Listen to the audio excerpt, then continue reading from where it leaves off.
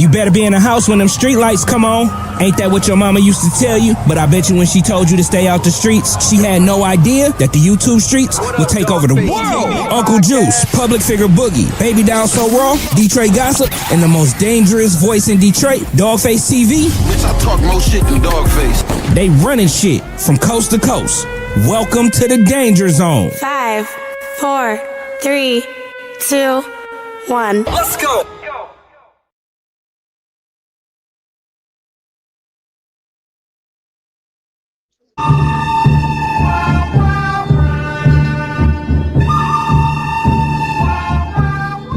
Mic check 1 2 1 2. Mic check 1 2 1 2. My name is Dawgface Calderon. This is DawgfaceTV Unleashed. Today, I've been on tour. I'm back. You know I'm a rock star. You know I'm a rock star. You know, I'll be moving and grooving and floating throughout the country. I'm back. And I promise you, I'm not going to leave y'all again until next week when part 2 of the cold summer promo tour kicks off. Hey, listen, Dawgface Calderon, Unleashed Reloaded. Shout out to everybody who's been supportive. Before we even get started, before I introduce the panelists, right? One, you know, Underdog. There we have a new addition. She's a permanent addition to the force and power of the YouTube streets. And I'll introduce her when I get through making my self-aggrandizing, braggadocious statements about myself, right? So listen. Shout out to Vlad TV. Shout out to Mav Hoffa. Shout out to the Little Cab Podcast. Shout out to everybody who's been supportive of me in the whole takeover. Hey, listen. Tonight, you're not going to want to miss this show. I need you to like, subscribe, and share. Because tonight is going to be a show unlike any other. Because tonight, I am pulling out the proverbial whooping stick. Right? It's a lot to take in tonight. So I suggest you get here. Tell a friend that Doggy Dog is in the motherfucking building. Thank God. What does it say? You know I come to deal with shit. Y'all know I came to deal with this shit. No, I ain't buying that shit. I'm on academics' ass and Wackesha's ass. Oh, by the way, Wackesha spelled with 1 K, not 2, but I get your point. Hey, listen. My Detroit lawyer is in the building. And her name is extremely hard to pronunciate. You know, I only went to the 3rd grade. Don't expect too much from me because you're not going to fucking get it. So we're going to just simply refer to her as my Detroit lawyer. P, what's happening, P? What up, though? Oh, yeah, yeah. See, I don't know how you made your law school acting like that. Very easily. Hey, listen, my Detroit lawyer is in the building. And when I introduce a new player, we call this new player alert. When I introduce a new player to the YouTube streets, I like to give them an opportunity to tell we have a chat. We're live on YouTube, by the way, P. Right? We're live. So I like to give new players an opportunity to tell the people who they are. So can you tell the people who you are, what you are, and what you do? All right. What up, though, y'all? My name is P. I am my Detroit lawyer. I'm a criminal defense attorney in Detroit. I've been practicing for a little over 8 years now. I do state and federal criminal defense. I don't really know what else to say. Like, that's just who I am. That's what I do. I don't know. Are you out of Detroit? You're from where? The west side of Detroit. What hood you from, P? Tinkle and Outer Drive. Oh no, P, you weren't supposed to make the law school. you supposed to make the law. You lucky. You a lucky one. Straight out the hood, huh? Yeah, you went, but I don't know how you got. Hey, listen, that is proof that there is a higher power, P. You hear me? Because P, we supposed to be moving the pack. We supposed to be running up down 75, moving that bag, P. We supposed to be doing. Hey, well, listen, I went to law school. Attorney. Gotcha. Hey, my Detroit lawyer is in the building. We calling her P. Hey, listen, before we even get into on my bullshit, because they know I'm on bullshit. let's talk about a situation that is near and dear to your heart, P. There's a brother by the name of Michael. He's going through some ups and downs and trials and some tribulations. I mean, we're used to injustice, but in a city like Detroit that is still predominantly black, we expect different from even the prosecutor's office, and we expect different from law enforcement, for the people who patrol and govern and have say-so over us from a jurisprudence point of view. So tell us about your situation. All right. So Michael Jackson Bolanos was accused of murdering this woman by the name of Samantha Wall. Samantha Wall was a prominent Jewish figure in the city of Detroit. She was a president of the Jewish synagogue, the largest Jewish synagogue in Detroit, called Isaac Agree. After a 5-week trial, we went through a 5-week trial, he was acquitted of her murder, but he was found guilty of lying to the police regarding a larceny from a motor vehicle investigation, which there was never an investigation of larcenies from a motor vehicle. The investigation was always Samantha Wall's murder. The thing about it was, before he was even taken to trial and charged with this, Samantha Wall's ex-boyfriend, whose name is Jeffrey Herbsman, he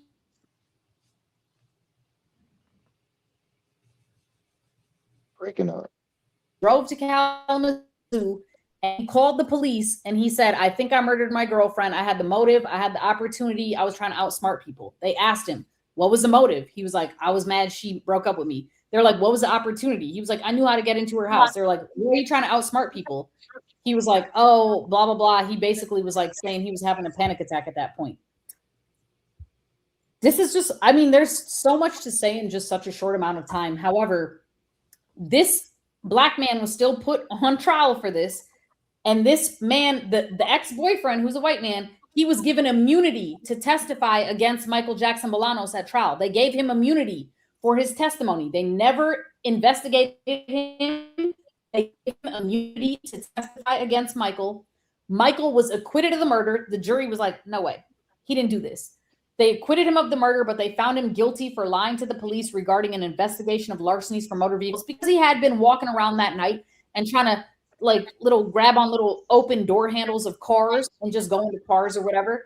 But he's still in, the judge sentenced him 18 months to 15 years for lying to the police. His recommendation from MDOC was 3 years probation, 6 months tether. The judge said, I don't care about that.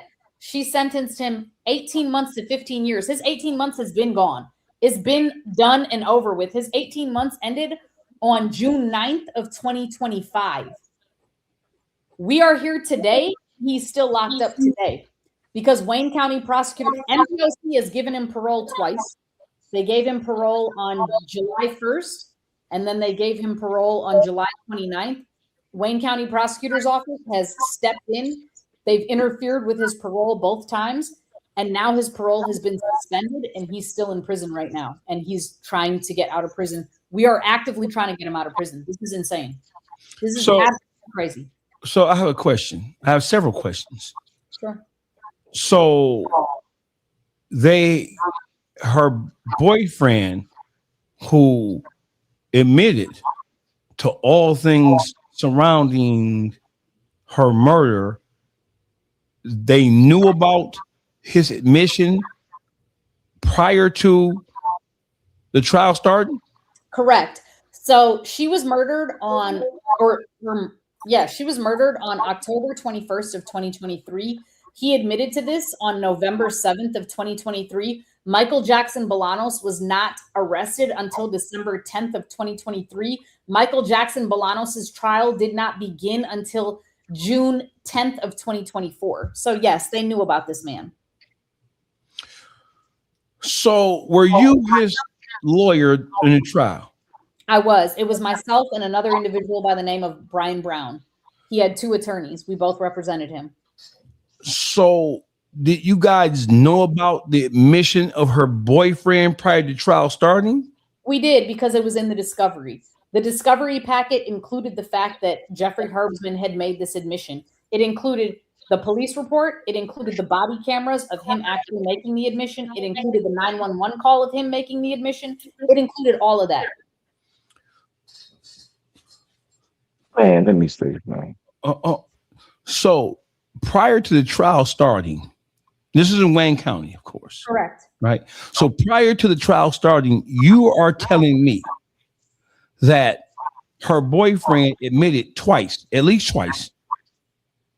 Did he call in to make the first admission? It was only one time. It was only one time, but he called in and made that admission on November 7th of 2023. He drove to Kalamazoo and he called the police and he told them that he feels like he's a danger to himself and he's a danger to others because he believes he murdered his girlfriend. So was the call recorded? Yes, we have that recording. Yes. And you had this. Correct. So they didn't try to cover up and conceal it. No, they couldn't because it was a part of discovery. They gave it to us. But they gave him immunity for testifying. He was given immunity for his testimony at trial against Michael Jackson Bolanos.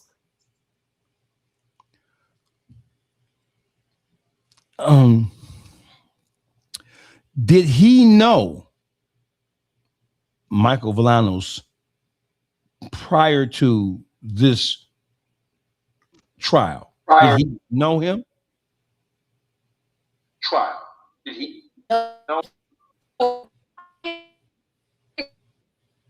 Dawgface TV full of fake. I know what it is. It's in the building. You're breaking up, P. So TV full of fake. I know can you what hear it is. me? It's in the building. You're breaking up, P. So I can hear you. I can hear you. There's some feedback. I can hear you. I can hear you. There's some feedback. I don't know why there's feedback. Yeah, there's an I don't echo have going anything on. to make. I don't know why there's feedback. Yeah, there's an echo going on. Hold on. Mic check. Can you hear me now?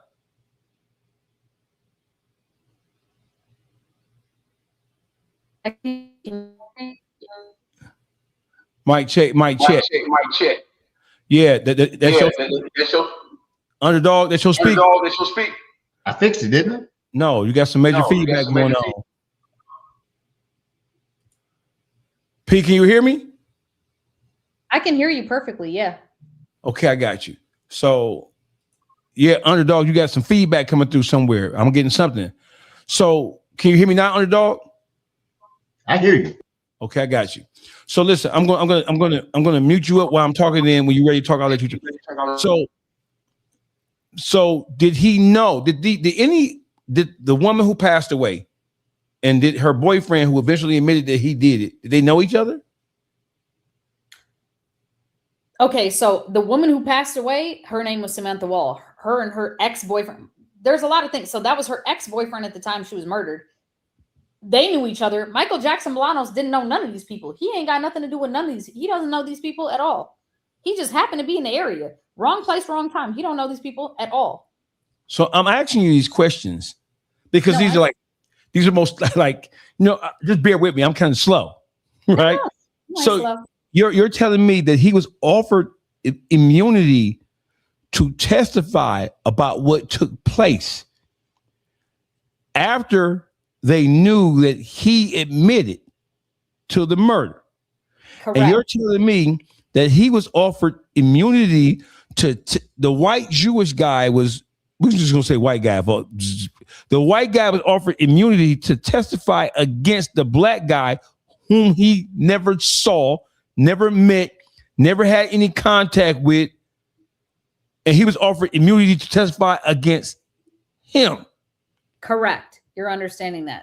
In the words of my 14-year-old daughter, Zanaya, I know you fucking lying. She be cussing a little bit. I be catching her. I'm not fucking lying. And let me tell you the crazier part about this is there was a neighbor whose name was James Graffune.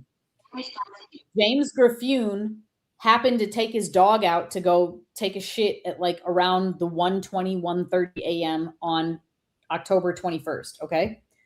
He said that he heard people, he heard a woman screaming, asking like help, whatever. He never checked on it. He didn't think it was his problem, whatever. He takes his dog back inside, whatever. The next day he comes out and he tells the police when the police show up, oh, I heard this screaming. At that time, Michael Jackson Blanos at that 130, 120, 130 time, Michael Jackson Blanos was already, he was way, not already, he was way down the street on Jefferson. He was climbing up over Harbor Town. There's a little wall right there. Mm-hmm. You scaling that Harbor Town wall because they have him on video doing everything, right? He's scaling that Harbor Town wall. However, around that time, there is a guy that looks suspiciously like the ex-boyfriend who ended up admitting to it on November 7th, who looks like he's running away from the scene around that time, around the time her cell phone last gets used. They never investigated that. There's a guy that looks like crazy from the scene of that crime. Investigated. They still picked up and charged him with this. Michael Jackson Blanos is still in prison right now, even though he was murdered. Hold on, Pete, because your Wi-Fi is tearing this shit up. So listen, can you hear me? I can hear you perfectly. Okay, guys, because you were breaking up. So I want to cover it for the audience because you were breaking up. So at the time of the murder, there was somebody spotted in the area of where the murder occurred who fit the description of her ex-boyfriend. Yes. So what's his name again? What's the gentleman's name? What was the white guy name? Jeffrey Herbsman. Let's call him Jeffrey Dahmer. It's always them fucking Jeffs, ain't it? It's always them fucking psychopathic ass own what's over show on network fucking Hallmark Channel fucking what's the movie? What's the one that had crazy motherfuckers on there? That fucking Lifetime. Yeah, Lifetime. It's a Jason. You're not gonna do anything, Jeffrey. I'm warning you, Leisha. You're not gonna do it. I'm not making light of this. So, P, you're telling me that Michael did not know the woman who was murdered, nor did he know Jeffrey, old Jeff. Correct. You're telling me that Jeffrey, he called in a couple of weeks later. How much later did he call in? It was about 2 weeks later. So 2 weeks later, before they had any suspect, her boyfriend called the police. Did he call the police or he called somebody else? No, he called the police. He dialed 911, called the police. So you're telling me Jeff called Jeff? Man. Hey, listen, bro. So let me get this part correct before I say what I'm thinking, right? You said that they gave him immunity to testify at Mike's trial against Mike, right? Correct. So watch this, right? First of all, I feel sorry for Mike. He's your brother, right? I mean, He's actually whatever the fuck he is, right? He's still let her kick back in. But he still is a victim of being railroaded. They actually used Jeffrey Dahmer's testimony to solidify railroading Mike. Herbsman, but yeah, not Dahmer, but yeah. Jeff, yeah, Jeffrey ass, right? Jeffrey. So really what it is, it's some Jewish people saying, "Oh, Judge, I know Jeffrey is an asshole and he's unstable and he probably did this, but he is so-and-so's child. He is in so-and-so's family. He's a part of the Jewish community. You can't go down." So they say, "Hey, find a scapegoat." There they go. They grab Mike. Mike don't know nobody. Mike just a petty criminal, basically. Pulling on doors, trying to do a little break-in and find little valuables out of cars or whatever, right? So then they sent him to the joint. And he couldn't even do it 18 months from this bullshit. Because truth at the end of the day, if you beat a murder, we took 18 months all day, right? Okay, we'll take 18 months. I get found guilty of the murder. That was all day. But he couldn't even get out from the 18 months because something or someone keeps blocking him. That's the Jews and that's that judge. So, as a lawyer, I don't know who you need because you're not enough. I know that I'm not, and we are working on this actively. We have Yes, this you need a on team, so many baby. different. You need a Listen, team. I'm just a trial attorney. Listen, I don't do appellate work. I just do trial work, but I got appellate attorneys on this. Like, appellate attorneys, we're doing this, but it's the fact of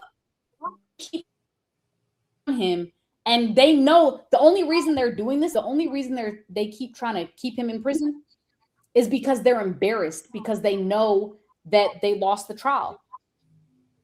And he can get out and file some litigation from the outside, which will be very detrimental to them. So you really want to keep him in prison because you know his resources is limited in there. But they're not outside here, and we got him.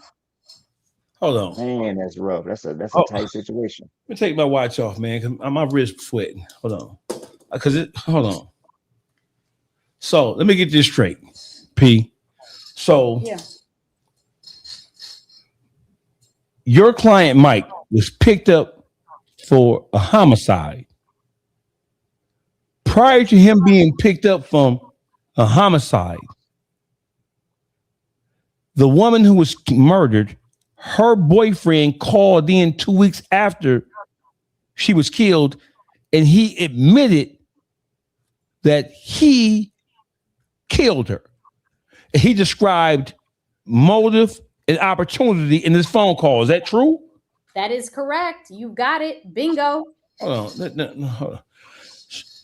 And her boyfriend, her ex-boyfriend at the time, not only did he call in and admit his participation in her murder, he described motive and opportunity on a recorded phone call. And then the prosecutor awarded him by giving him immunity from prosecution in exchange for him to testify against Mike, whom he didn't know, had never saw, had no contact with. Are you telling me that's what happened? That Hey, is you don't want to go to jail for the rest of your life. You better help me with this railroad. that is absolutely 1,000% what I'm telling you happened. Okay, so listen, let me ask you a question. I'm no lawyer, but I did stay at Holiday Inn Express last night. Okay. Okay. So when you got discovery, Yeah. I've been in my fair amount of trouble. I've lived a very troubling life. Okay. Ignore all this balling I'll be doing right now. So are you telling me?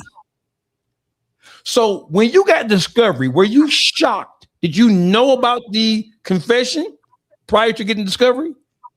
Not prior. When we got discovery, yes, I knew about it then. I read it there, and I listened to the 911 call. I saw the body camera when the police in Kalamazoo showed up to him and he gave the confession again. Yeah, I saw all of that. So yeah.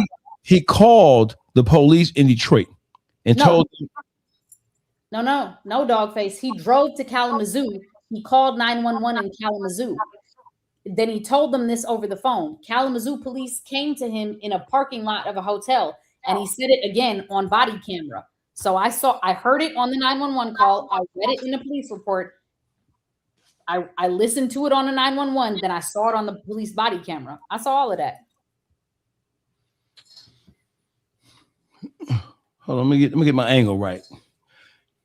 So he confessed twice. They have the phone call, the 911 call. Correct. And then when the police from Kalamazoo, which is where he was, where he drove to. Correct. He said it again. So twice, yeah. The police showed up to where he was in the hotel parking lot, and they have him on body cam saying the same thing that he said and admitting that he. Correct. And so my question, these are serious questions. All right, let me take my shoes off because I'm a country motherfucker. Hold on, take my shoes off. This shit. So you telling me? So under what grounds? What was the thought process? So when you got discovery and you saw this in it, were you shocked? Oh, I was shocked as hell. I said, "What the hell?" I said, "Why are you in prison right now? Or why are you in county jail right now if this motherfucker admitted to this, how are you here? I was like, this is the craziest shit I ever saw. I was like, what? Then I took the discovery home and I listened to it and I watched it and I came back again. I was like, I don't understand how you're here. I was like, this is the craziest. Why are you here? He said, I don't know why I'm here. I don't even know these people. He was like, I don't know none of these people. I don't know why I'm here. I don't know what's going on. I was like, So P. So listen, I know lawyers. I know there's a process. There's a procedure. I understand that, right? I don't want to present myself as if I'm I've been in enough trouble to be a motherfucking legal. I was a paralegal in prison, so I understand, right? I'm not. So I know that there are back channels in the legal system all over the country, state and federal. I know that you probably have some contacts and connections inside the prosecutor's office and in the police department. Did you, once you got discovery, did you reach out to the prosecutor on this case and say, hey? so as I said, I was co-counsel to Brian Brown. Okay. Right. Brian Brown reached out. Brian Brown had a lot of conversations, but here's the thing. This was such a high profile. You understand this, Dawgface. This was internationally live streamed because of who this woman was. Samantha Wall she was somebody that, I mean, I never heard of her before, but I don't be in politics like that. But this was internationally live streamed. Brian Brown reached out to the prosecutor and there was conversations that occurred that he told me about and I was just in the mix of, but they were never going to let off of Michael. They were never going to let off of him because they needed a person to come down for this. And the easiest target that they felt was going to be this black man. They just felt they was going to take this black man down, period. That's what they thought they was going to do. Like, yeah, but hey, P, this is 2023, 24. Listen, this type of thing, this sort of thing, according to Officer Tatum. Yeah. No, that motherfucker. No, I'm saying these type of things in this type of case, these things don't happen. Oh, they do. You're telling me that the woman, her name is Samantha Wall. Correct. She was killed in October. Was it October 23rd? October 21st of 2023. Okay. So Samantha Wall was murdered October 21st, 2023. Correct. 2 weeks later, November 7th, 2023. November 7th, 2023, her ex-boyfriend, Jeffrey Herdsman, Mm-hmm. he called, he drove to Kalamazoo and he called the 911 and said, hey, I may have killed my ex-girlfriend, Samantha Walls. And they asked him, well, why do you think you may have killed her? And he said, I have motive and I have opportunity. And they asked him, what was the motive and what was the opportunity? And he articulated the motive and opportunity. So then they dispatched the car to go out to the hotel where he was. And he was interviewed again about what he had said in the 911 call. And he repeated Correct. it on body cam. Correct. And you're telling me that a prosecutor from Kim Worthy's office still chose to prosecute this case. So, okay, so I know you had motions, pre-trial motions, right? Yes. Did the prosecutor ever try or ever attempt to suppress the phone calls and the body cam? They never tried to suppress it. They couldn't. That's not the way suppression works. You can't suppress a third. Like he's not a party to the case. You can't suppress what? What's coming in, period. That's a part of discovery. That's a guy who admitted to it. You can't suppress that. Suppression has to be on the defendant or has to be on something like you can't. That's not suppressible. That's not suppressed. I get you, but see, this is what. So they never tried to cover up the fact that Jeffrey Herdsman called in and admitted. Never tried to cover up the fact that the police arrived at the location and he admitted it again on body cam. Correct.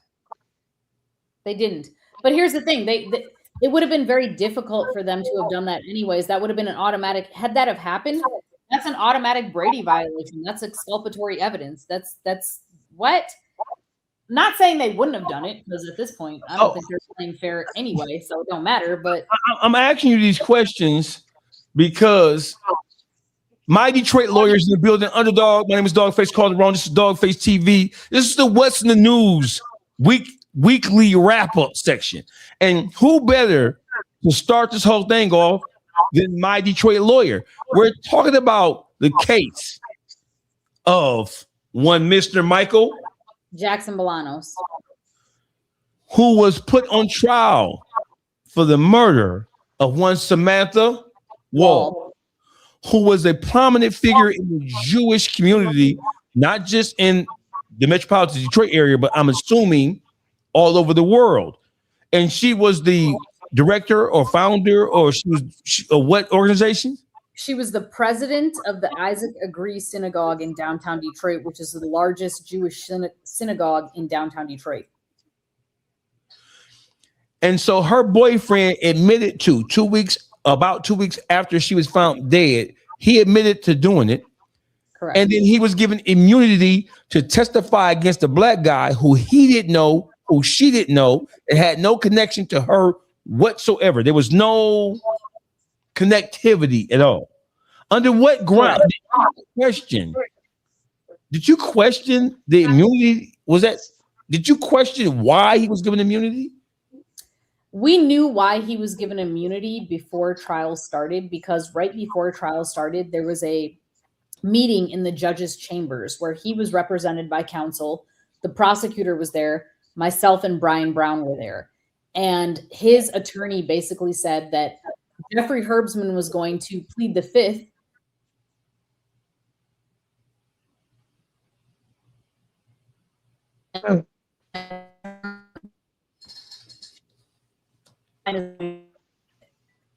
She come back. Jeffrey Herbert was going to plead the fifth.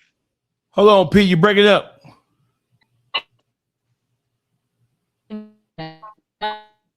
Back? You're back. You're back now. So when you went out, when you said that there was a meeting inside the judge's chambers where you were informed that Jeffrey Herbsman was going to plead the fifth. Yeah. Take it from Correct. So his attorney had said that he was going to plead the fifth. So the thing was, we were, as a defense, we were okay with him pleading the fifth, because if he pleads the fifth, we're just going to play his confession, and then the prosecution doesn't get an opportunity to question anything. We get to play that, and then we get to put everything in front of the jury.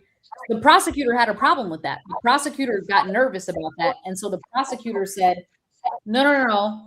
What if we work out an immunity deal?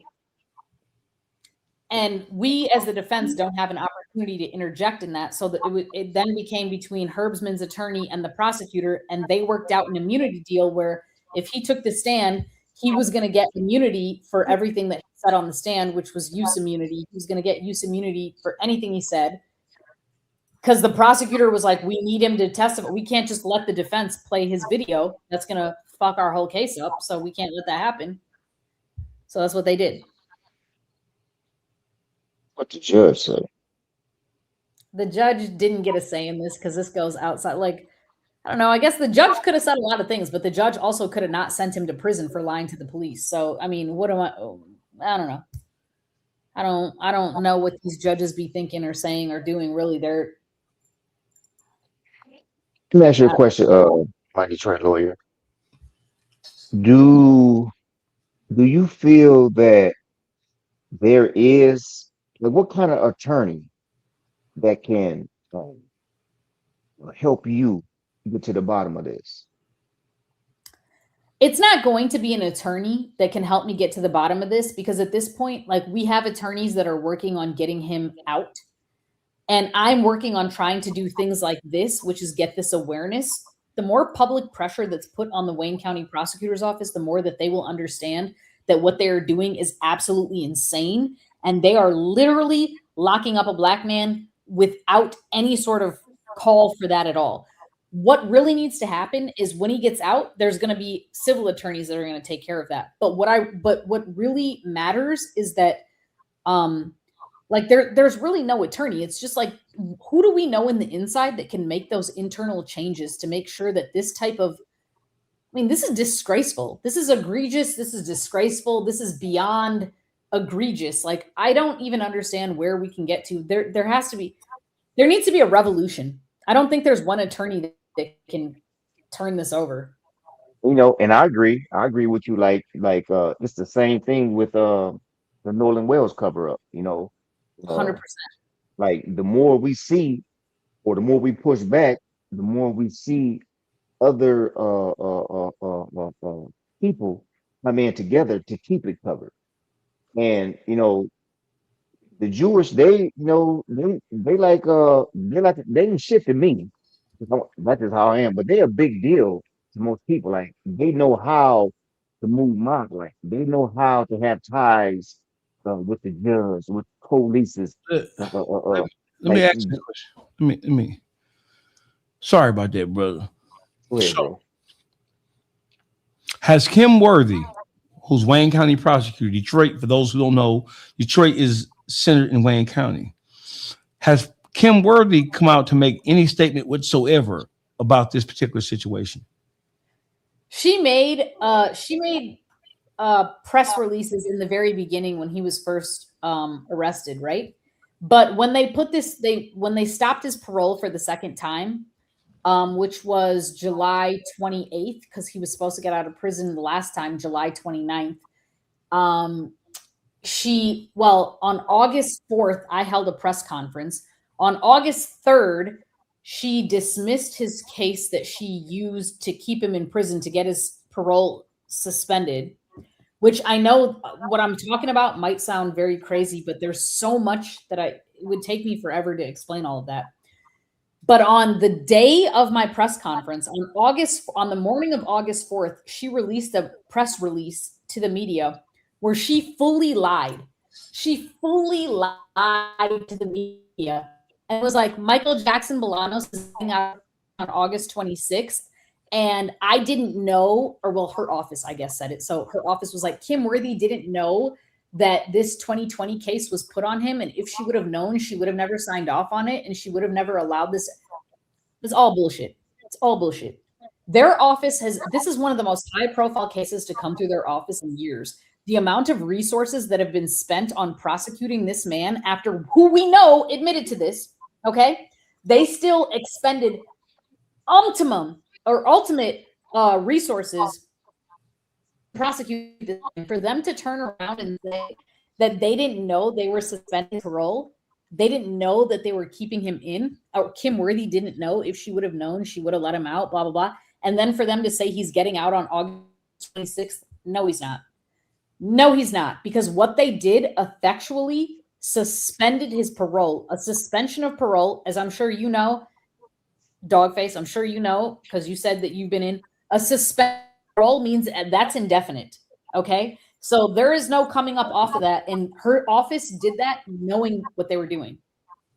They knew what they were doing. So what do you mean? Like he'll never get a chance to have a parole, or that parole that he got is taken and he's back, got to see the parole board again?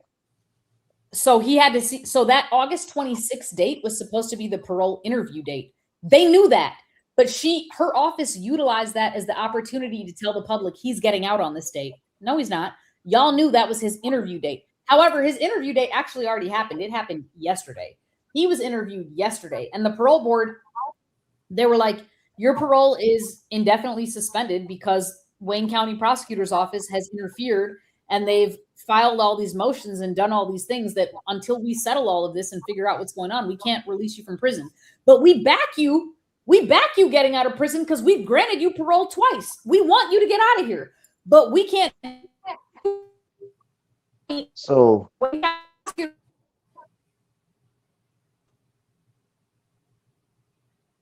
wait till you come back.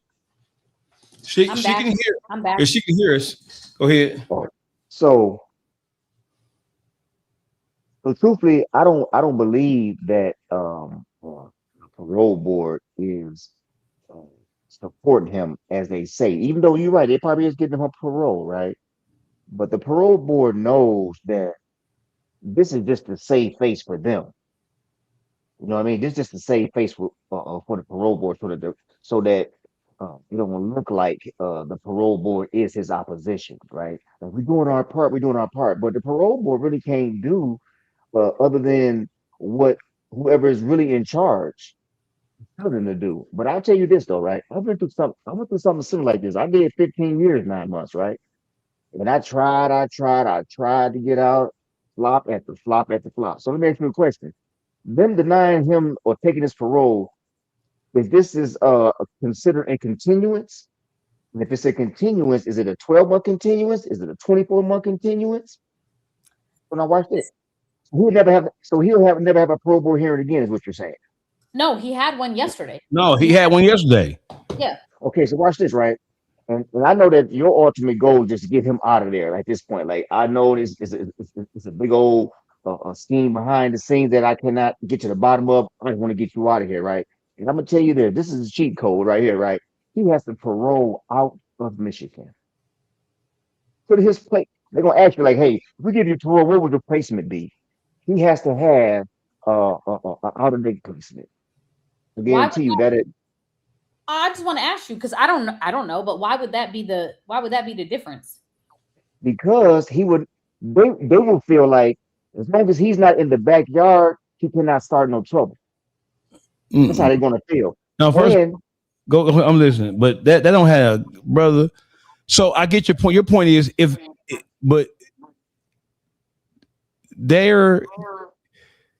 he's not in their backyard, it is safe for them. It's never going to be safe for him because this case has been so high profile, and he's going to fucking sue them. So it don't matter if he. Do you know how many people they get out with great issues like this, and then freedom let them say, "Fuck this shit, man. Stay free." But hold on. But this is the part. That's a great influence. Hold on. But this is the part I may not have explained to you. This is also important. Wayne County Prosecutor's Office is actively trying to retry him. That they're in the Michigan Supreme Court right now. They're trying to move it up to the U.S. Supreme Court. They want to retry him. They want to overturn double jeopardy and retry this man. So murder. Yes. Yeah, like they're not going to let this go. Now like watch this, right? Crazy. Like everything they're doing is absolutely insane. And what that will do, if they can lock him up for the rest of his life, then we don't have to be worried about him coming up to the parole board from this little 18-month sentence. Let's just bury him, which is what they should have did in the first place. If they're gonna railroad him right, but they ain't railroading him right. Hold on. But they couldn't railroad him right based on the way the charge came out, based on the way the conviction came out. Right? Yeah, the body cam and everything else. I think they never be supposed to went to a trial. It was never supposed to I agree with that. But I'm simply talking about the way the conviction came out, right? No, so let me interject. Hey, listen. Go ahead. He was placed on trial after her ex-boyfriend admitted twice to doing it. Her ex-boyfriend was given immunity to testify against somebody who he didn't know. He had no material information to give about this person's guilt in any way. How the fuck are you giving immunity to testify about somebody that you don't know? And what the fuck is what you be testifying to? In order to get immunity, you have to give us some information that we're going to use to nail this guy. You don't have no information because you don't even know him. There's nothing. What did he do? How did you justify giving him immunity? This shit is not normal. This level of corruption, brother. He was given immunity to testify about some shit that he had admitted to doing against somebody who he didn't know. What qualified you? One, you admitted it. That's one. That's number one. You admitted to doing it twice. Number two, the person who's on trial for doing it, you don't know. So under what grounds can you grant this guy an immunity deal to testify against Michael when you don't even know Michael and you can't give us any material information or factual basis to help us establish a guilty verdict? How did you get an immunity deal? Period. Great question. That's the point. The point is, listen, they don't give immunity deals except to straight up stone cold Nick. I know who shot him. I know who did it. Here it is. Here's the smoking gun. Here's what he used. Bing, bing, bing, bing, bing, bing, bing. I want to know from the Wayne County prosecutor side of things. What did he tell you after you interviewed him?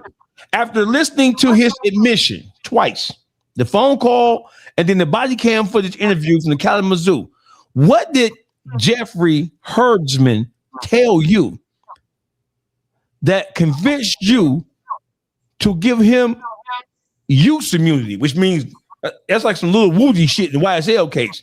You know what I'm saying? You can't be, and now she's telling us, underdog, that somebody in the Wayne County's prosecutor office is they're making a play to prosecute this guy again with the same set of circumstances that existed the first time. Yes. Because they know this can be a big problem. It is a big problem. And so do you have any proof that they are seeking to retry this gentleman again? Oh yeah, you could literally look it up. It's everywhere. We went to Court of Appeals already. Like it's everywhere. Like their intention, in Court of Appeals, like they are attempted. Court of Appeals denied them. They have already moved it to Michigan Supreme Court. They have written their intent to move it to the U.S. Supreme Court because they know that Michigan Supreme Court will deny them. U.S. v. Yeager exists. That is double jeopardy. They know that they are bound by double jeopardy, but they are attempting to get like writ of certiorari in U.S. Supreme Court to retry him in U.S. Like they're not going to get any of this. This is crazy. They are fixated on getting the wrong man when the right man admitted to the murder. They are fixated on this man. They have 3 times to have their appeal denied before they can no longer do it, correct? Well, I'm not an appellate attorney. No, that's the defense side of things. Okay. It's just the prosecutor side of things. Right. So listen. So under what grounds did it went to the Michigan Supreme Court or the Court of Appeals? I got you. Court of Appeals denied them. They said no. Under what grounds did the Court of Appeals deny their motion? Okay, so here's the thing. He was charged with first-degree murder with an underlying second-degree murder.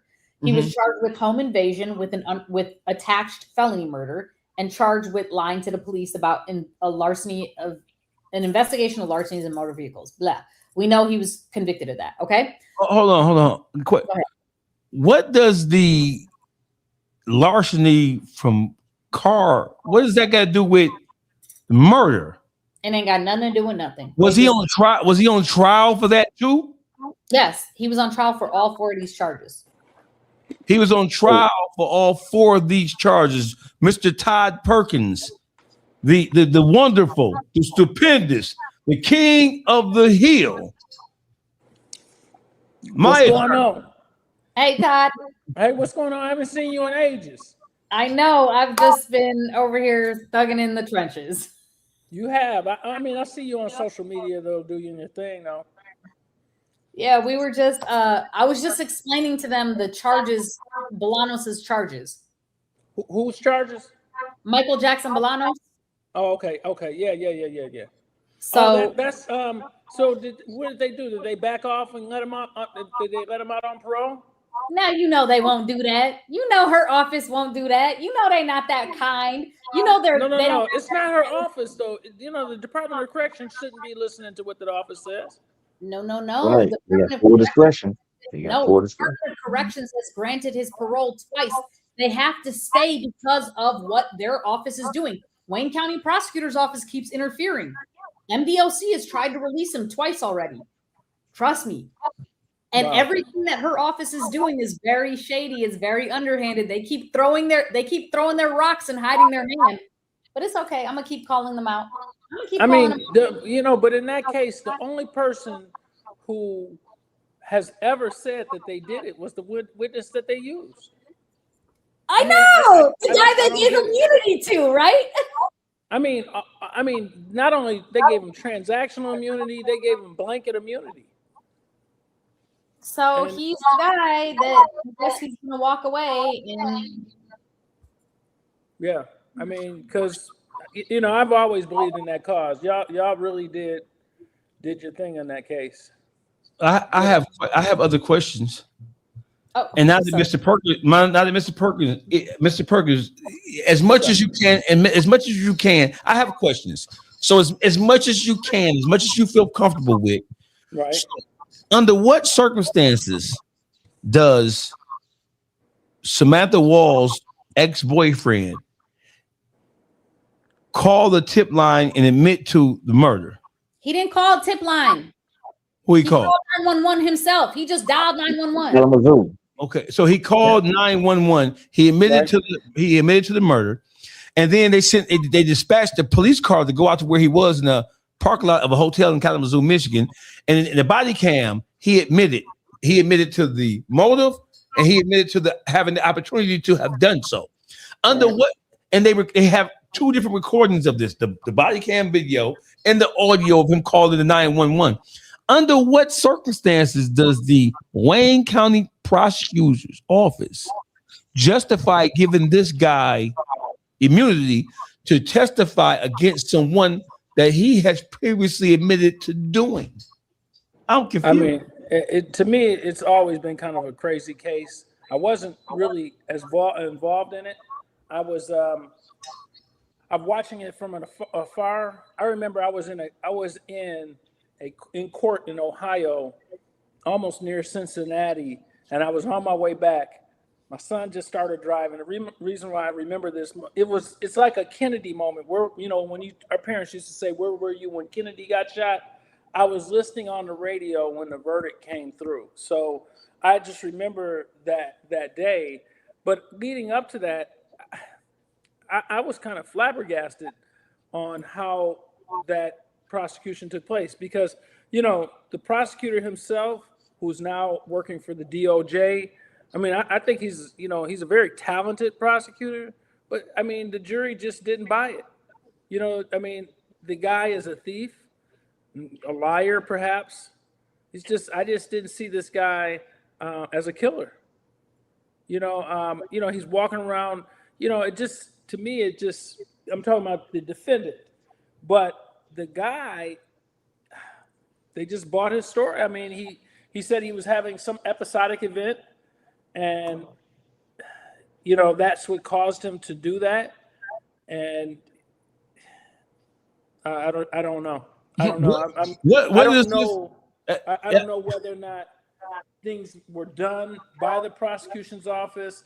And you guys might know this more. Did he have a polygraph or something like that, to support the fact that he might not have done it? I don't know. So and you would know that better. Let me catch everybody up to speed. So we have a gentleman by the name of Michael Jackson Bolanos. Michael Jackson Bolanos. Michael Jackson Bolanos. Bolanos. Michael Jackson Bolanos, a Detroiter.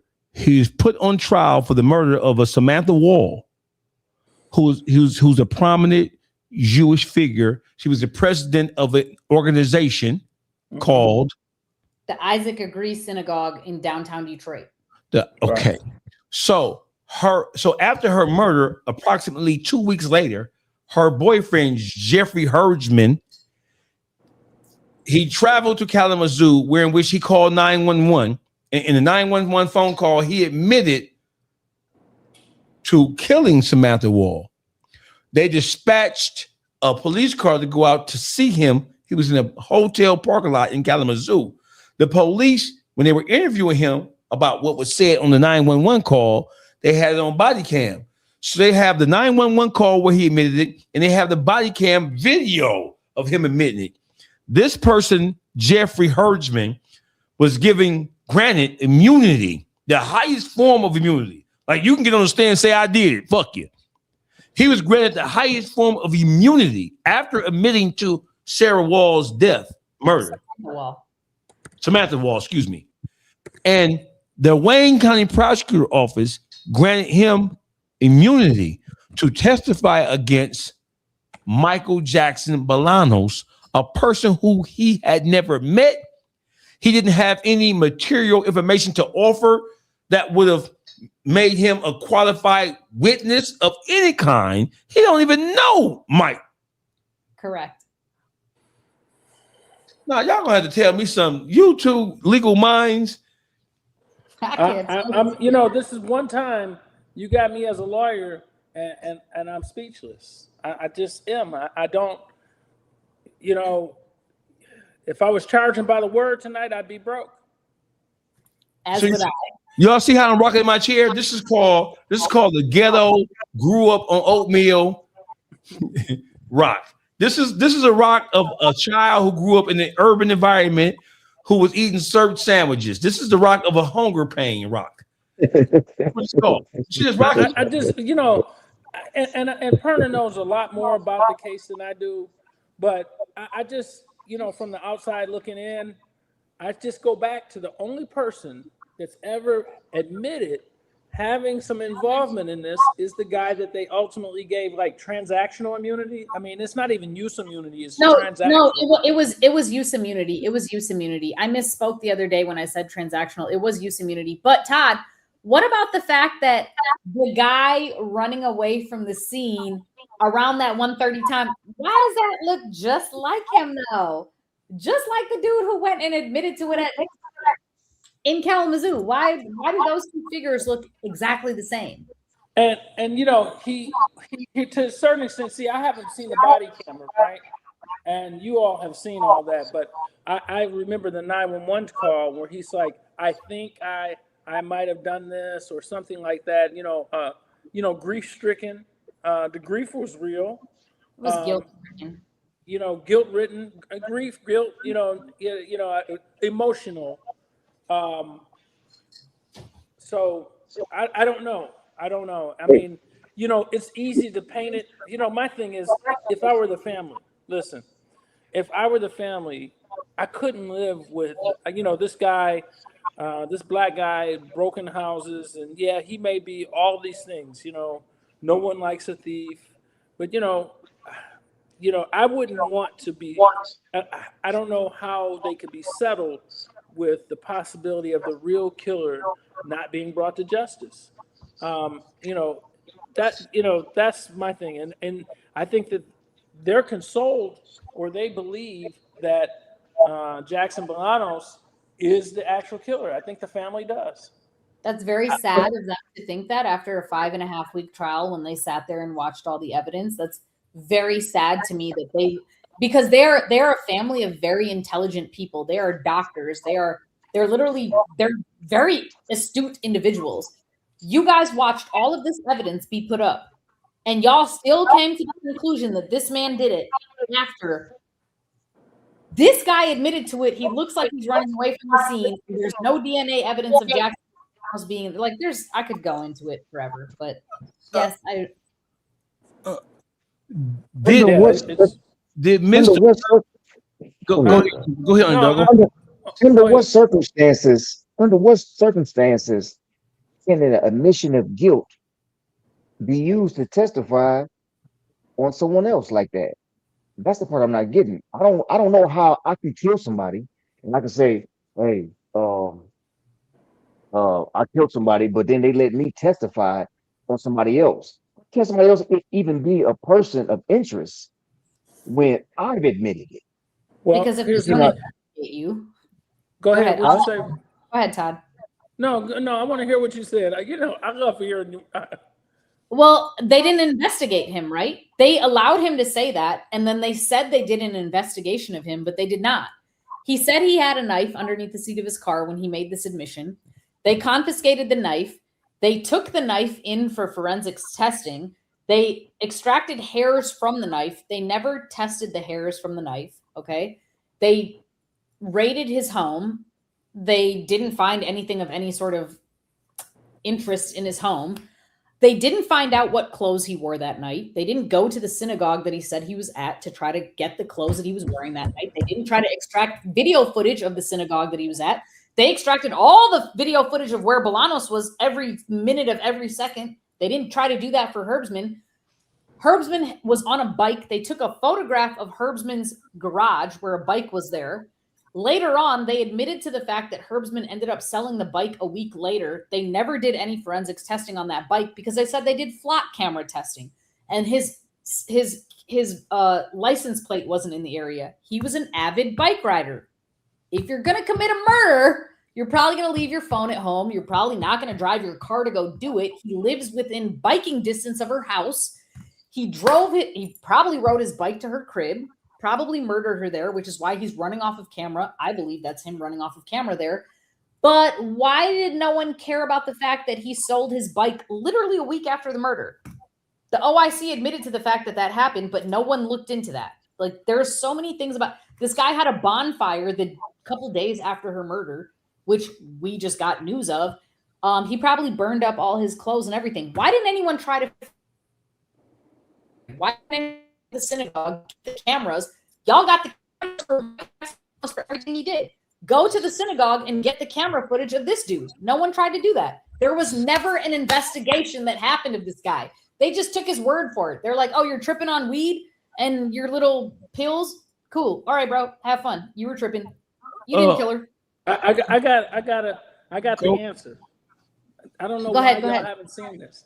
This is for you. Take this back to your team. So you know things about the case, and you're telling me things about the case I didn't know. So I have answered you. Start a lawsuit against the Department of Corrections, or whomever is holding him. Start a lawsuit, initiate the lawsuit, get a discovery order, and order a DNA testing of the hairs on the knife, because that didn't go away. They couldn't destroy that.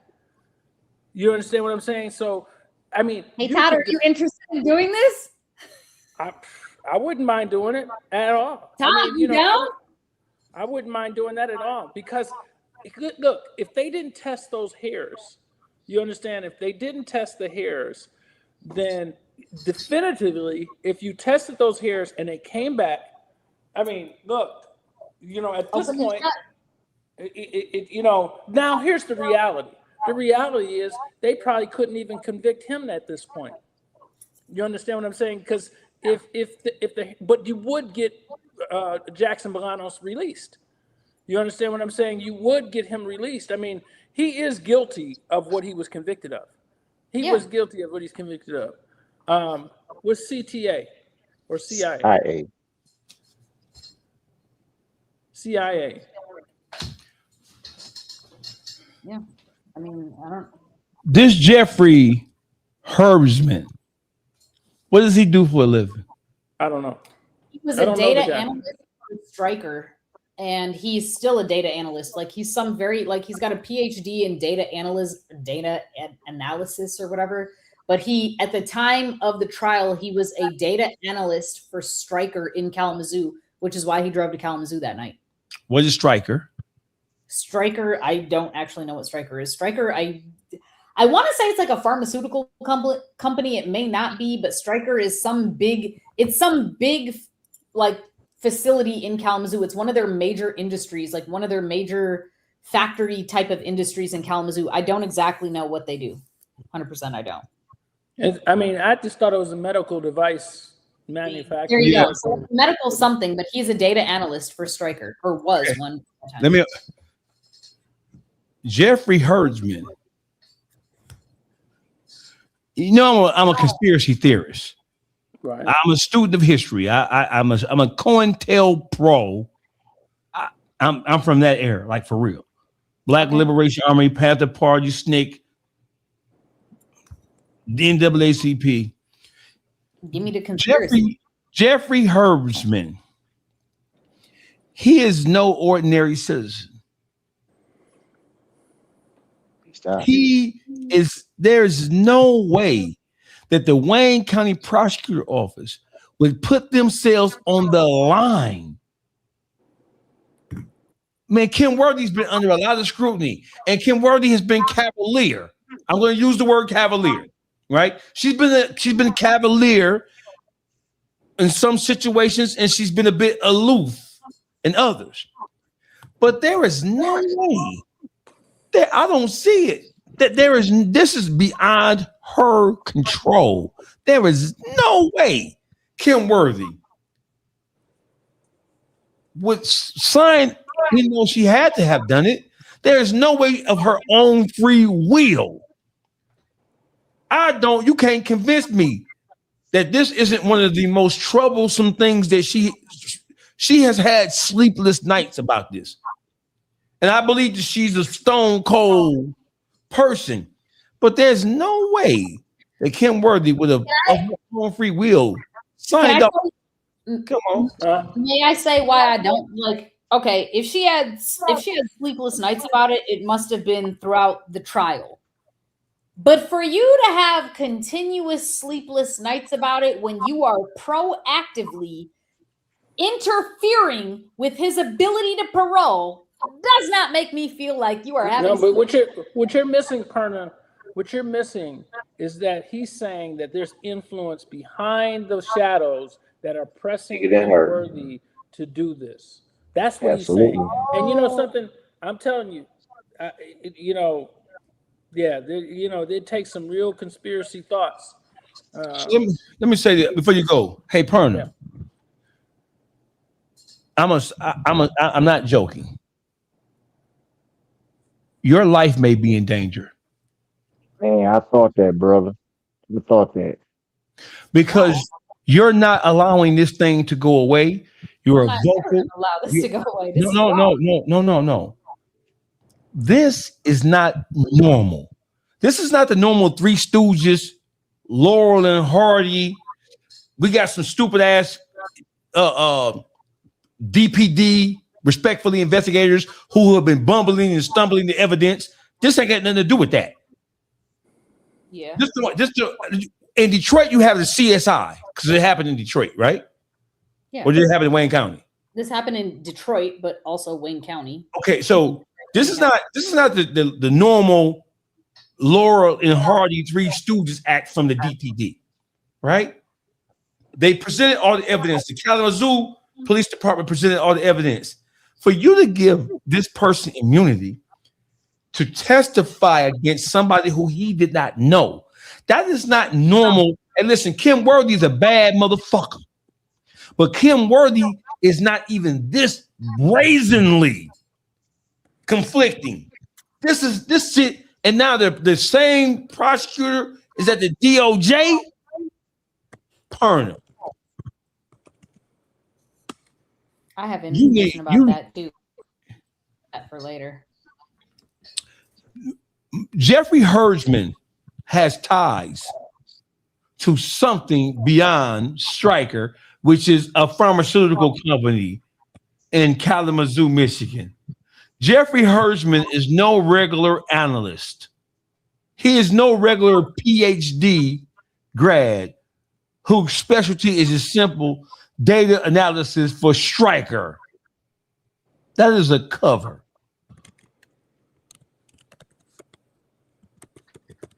Perna, what else do we need to know about this, Perna? Here's what's real insidious, though. Here's what's real. You know, if people believe that there's someone else, and there's the distinct possibility that there's someone else who did it, whether it's this guy Jeffrey Herdsman, or it clearly, after all the efforts, after all the resources, and clearly there were great lawyers that he had for the defense. It really was. But let's just assume, I mean, they weren't, the lawyers, as good as they were, he was still convicted of being in that house. Understanding being in that house, they still didn't convict being in that house. They still Being in what house? He wasn't being in the house. He was convicted of lying to the police regarding the larcenies from motor vehicles. No. I still believe that the jury believed that he stole something, or that he was, that he was there, that he. I still believe that they thought. I know he was only convicted of that charge, right? But at the same time, they believe he was around there, and they still didn't convict him of that because they believe. I think that there was a detriment to their case to give that guy immunity, to have him testify. It would have been so much easier.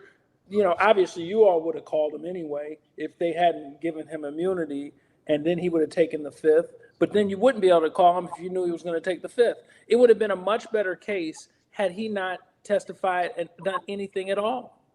Because when it comes up that he has said, I made this 911 call, I mean, that is, she's frozen. I got you. She can hear us, but she's frozen. Her Wi-Fi has some complications. Mr. Perkins, Todd Perkins, Russell Perkins is in the building. Mr. Perkins, had this been your case, and so it was in discovery, the 911 call and the police body cam. Mr. Perkins, what would have been your reaction upon receipt of discovery and you found out that there's a 911 call and there's body cam footage of the woman's ex-boyfriend basically admitting to committing the crime? Well, here's another thing, though. You know, this is the problem with having a person who's indigent. He doesn't have the ability to market his case. He doesn't have the ability to go to the media through media professionals. I mean, this is a case that could easily, you know, with the right kind of money, that you could market your case, you know. But yet, I still commend the lawyers, the defense lawyers. They stayed at it. And, you know, you were in hostile territory. I mean, I don't think they won any motions on this case. Listen. They didn't win any. I mean, they did it without. That was hard. We were in the trenches, man. We were in the trenches. Yes. So listen. I didn't realize it was 5 weeks, though. It was 5 weeks of trial. Okay, so listen. So correct me if I'm wrong. Underdog, I want you to take over after this. So what is summary judgment? Is summary judgment say asking the judge to look at the elements of this case and to make a determination that, hey, judge, this shit doesn't meet the standard? Is that what summary judgment? That's a civil case. Like in a civil case, you file summary judgment saying that you don't have enough evidence. You don't have either way. In a civil case, a plaintiff can file for summary judgment or a defendant, and they can say that the evidence, if from the defense side, they're saying that the plaintiff, throughout all the discovery and all the efforts, the depositions, there's still not enough presented to present this case to go forward to trial. Then a plaintiff could file in a civil case, in a lawsuit type of case. A plaintiff could say the evidence is overwhelming, kind of like when you sue somebody who's pled guilty and you sue them for that, you're going to win a motion for summary. In criminal cases, it's called a motion to quash. So in this case, they had a preliminary examination. They held that preliminary examination, and it's a thing called probable cause. And if there's probable cause to believe that a crime has been committed and it's probable this individual did it, then it gets bound over, and it won't get overturned unless there was some dysfunction or breach by that judge in the district court judge and the decision making. They won't overturn it just because of the way they feel. But in this case, I mean, the police are saying they did it. It got bound over. Yet you've got this 911 call, and it's still that no judge in the state was going to dismiss this case. They were not. And see, let me say something about this. This is what the power of a jury tells you. When all things are against you and everybody is against you, you still got that 12 in the box, or 14 ultimately reduced to 12 in the box to save you. That's the power. As bad, like we talk about our justice system, it has its faults and it has its frailties, but that right there is the key. Because if you didn't have a jury, that guy would be doing life. Absolutely. And let me tell you something. Despite the fact that was not a jury of his fucking peers, that jury did their job. I stand on that 10 toes down till the day I die. I don't care they found him guilty of that little line to the police about larcenies and motor vehicles. Whatever. That's some bullshit. We're dealing with that. So was he on trial for larceny for motor vehicles too? He had a couple of charges. Yeah. So was the larceny from a motor vehicle her car? No, it was the dumbest fucking charge, because the way that it's written in the information, it says, he's lying to peace officers regarding an investigation of larcenies from a motor vehicle. There was never an investigation of larcenies from a motor vehicle. The entire investigation was the murder of Samantha Wall. The way that they brought him in was they first were talking to him about some glasses. Then they were showing him some pictures about himself going in some cars. It was some bullshit. But whatever. The jury fucking got him on that shit. They shouldn't have. They shouldn't have, but they did. But they didn't get him on the big shit. And they got that right. At least they got that right. Underdog. Man, for real, this is some sad stuff. But it's really for real. It's a classic. It's a classic case of how the judicial system and white people stick together when it's time to come against a nigga.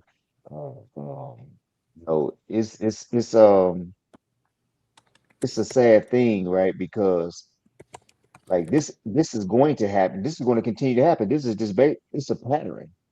But like you said, it most important because I was trying to get to the bottom of like why the fuck are they covering this up like this? Like, how can you cover up something that's so like blatant like this, right? And you're right. That motherfucking Jeffrey, man, he is so important to somebody, bro. To some to and I was thinking like like he's important to the fucking Jews. Like I can see them if they got that level of influence on the Department of Corrections. Department of Corrections, the police, the judges.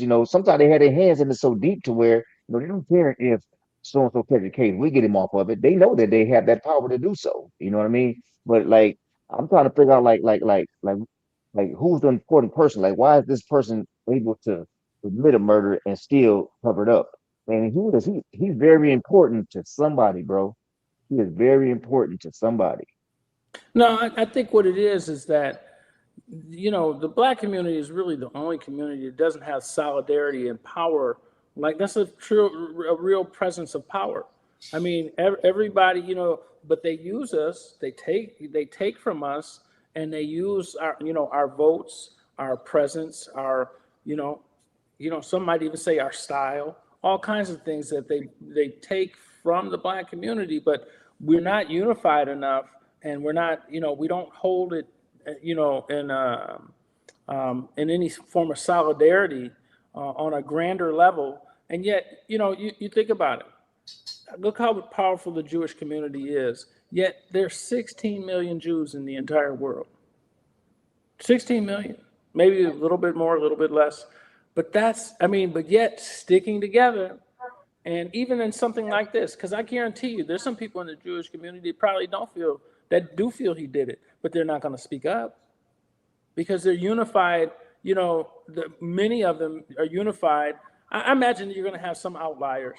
Sure. But at the end of the day, they don't matter when the juggernaut of the power base is moving to stop. I think that's the force behind. The Wayne County Prosecutor's Office making sure that they don't allow Jackson Bolanos to get out. It happens in the Arabic community. And on some scales, it does happen in our community, but it doesn't happen as often as it used to. And there's we could talk about the whole socioeconomic dynamic and the deterioration that's happened with the Black family over the past 60, 70 years.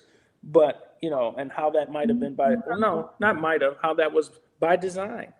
The new Jim Crow, that's what it is. Yeah. Hey, dog, I got Michelle one question for you, Alexander. bro. Before we change the subject, bro, I got one question for you, right? So being that we as Black people, we don't have no kind of united front, right? And pretty much almost every other race of people do.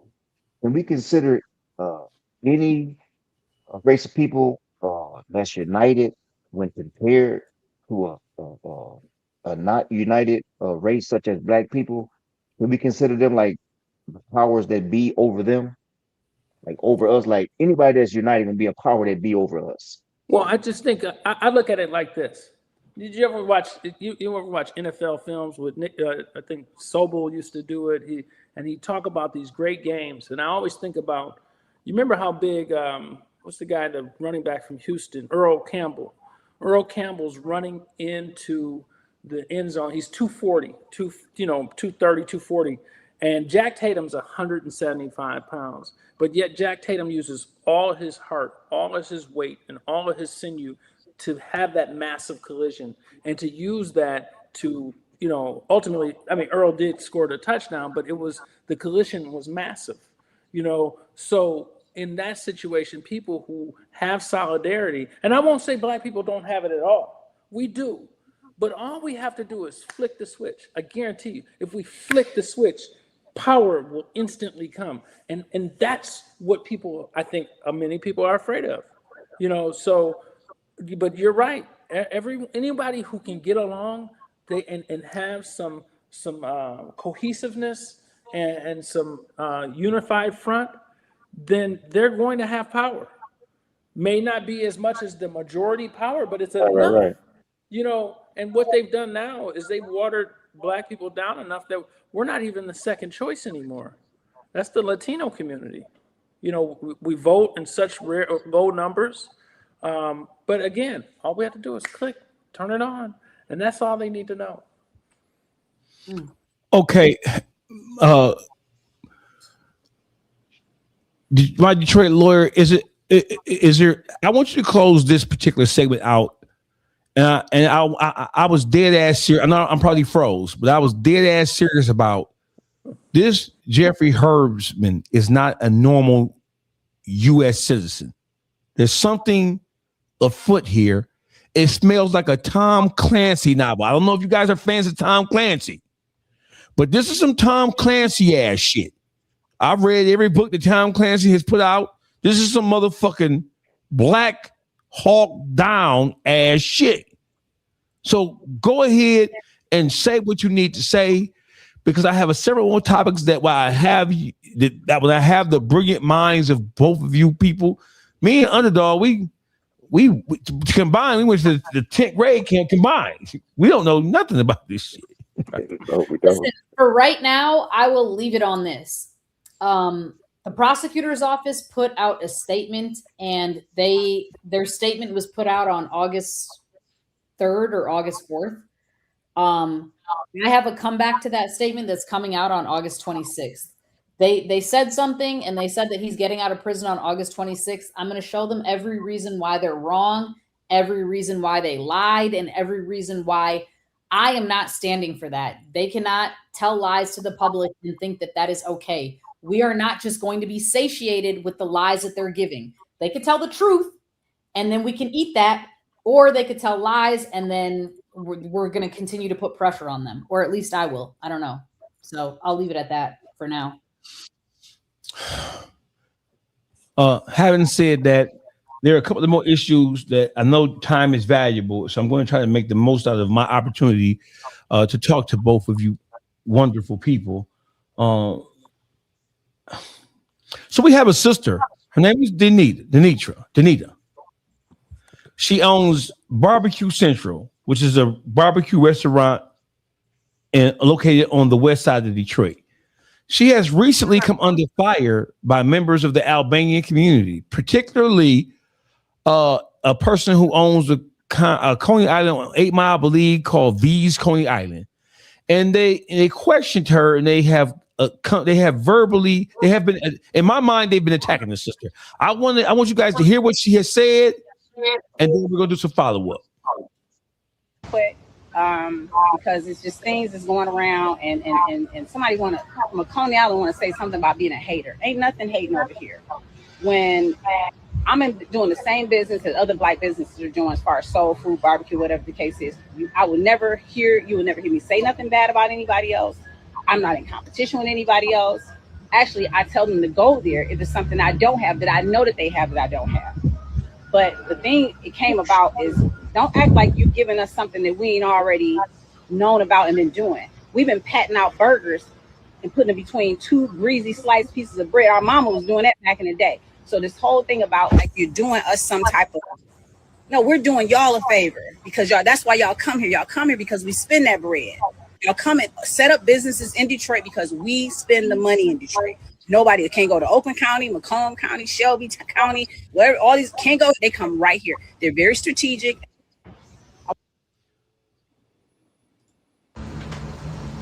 me speaking on loving us ain't got nothing to do with hating on you. It's nothing wrong with me wanting our dollars that we spend and that we spend freely with other people for us to monetize on it. So if I'm a person that goes to this certain place all the time, there's no reason for me not to open that same business. Since I know that we like to eat certain things, then why don't we monetize it? That's all I'm saying. Why don't we create it for ourselves? But because I'm speaking on loving us and wanting to see us have more, that makes me a hater on anybody else. No, ain't nothing hating about it. They just don't want you to speak on loving yourself. People don't want you to love on your own people. And I love us. And I want to see us win for once, for twice, for whatever lifetime. You know what I'm saying? I want to see us fucking win. And if that means taking our money that we enjoy certain things and eating certain places, buying certain things, why don't we fucking create it? That's it. That's all. It ain't got nothing to do with hate. It's got more to do with loving on us. I love us. I love us. I'm gonna always be us. This ain't gonna change. But what has changed is that we don't dominate the dollar power because we're giving it away freely, right? And if we held it tighter in our hands like the black fist, then you can take them same dollars and pass that down to your grandkids, your kids, your grand. That's what I'm talking about. We're giving our money away for them to transfer that down generationally to their own, and we ain't leaving shit for ours. That's love. That ain't hate. I'm talking love, and ain't nobody gonna change that. And if you don't understand it, that's on you. Nobody ever understands when you start speaking up for yourself. Nobody ever understands when you start speaking about what's right and what's wrong with this world. Nobody ever understands when you talk about taking your dollar back from them. Then everybody's scared, and you're a hater. No, ain't no hate. It's just too much love in my heart for people that look like me. That's it. That's it. Man, I love that lady. One I don't more even thing. know her. One more thing. One more thing. Hey, listen. I just want to say this because, as we all know, the adults who know, you know, I come from an era, I'm born in the 70s. You know, I'm 52 years old, and I've been raised with the saying from my elders, everything ain't for everybody. And what's for you may not be for me, and what's for me may not be for you. So I'm saying that to say Barbecue Central ain't for everybody. I didn't start a business for everybody. I started the business collectively for my kids and for my grandkids, something to pass down. And we are continuing to be better and better every year. 7 years this year, September 14th. And the love shows. I mean, you know, it's the elders who come and support. It's the elders who come and buy. It's the young generation as well, you know, that we're nurturing and feeding to. And the community in which I serve is beyond me having to post it on Instagram. A lot of the summer camps that most people kids are in, they eat Barbecue Central. I sponsor collectively so many things that I don't do it for the gram. I don't do it for likes. I don't do it for the love. I do it because God has put it on my heart to do. To whom much is given, much is expected, right? I grew up in a time where I was supported by a community. I grew up in the Brewster Projects, and we had what was called the Brewster Old Timers. And they would bring us to places that our parents may or may not have been able to afford at the time. So the thing that I'm doing and pouring out is what was poured into me. All right. And there's the difference. You know, I live. So listen, this lady, this woman, this entrepreneur, I think this is the perfect segue based on what we talked about, because we were talking about understanding here. So I spoke to this young lady. Her name is Nita. She's the owner of Barbecue Central. She made a comment about nothing disparaging. She made a comment about how we support each other as a people. Detroit is still a predominantly Black and Latino city. It's still a predominantly Black and brown and yellow city. She came under fire by the owner of the Coney Island called V's. I believe it's on 8 Mile. This is a gentleman who has said something about me about when I question or I call to task the Albanian communities who by and large have owned the lion's share of Coney Islands in the city of Detroit. I did my research. There are more Coney Islands in the city of Detroit than there are McDonald's, Burger King, Wendy's, White Castles, Taco Bell's, Church's Chicken combined. There are over 200 Coney Islands inside the city limits, inside the perimeter of the city of Detroit. I say that 90% of their customer base are black. Black people, we like Coney Island. We go to Coney Island. And Coney Islands, they have a monopoly in a way that some and most restaurants don't have. Because most of the chain restaurants, they don't stay open 24 hours a day. They're not open when the club lets out on Friday, Thursday, Friday. Me and Miss Perk go to Floods. When we get out of Floods, when me and TP come out of Floods, ain't nothing open but Coney Island. We come out of Floods, and me and TP cut a rug in Floods. But see now being over 50, we shouldn't be eating after 10 o'clock anyway. So let's cut that out. But Dawgface, here's the thing though.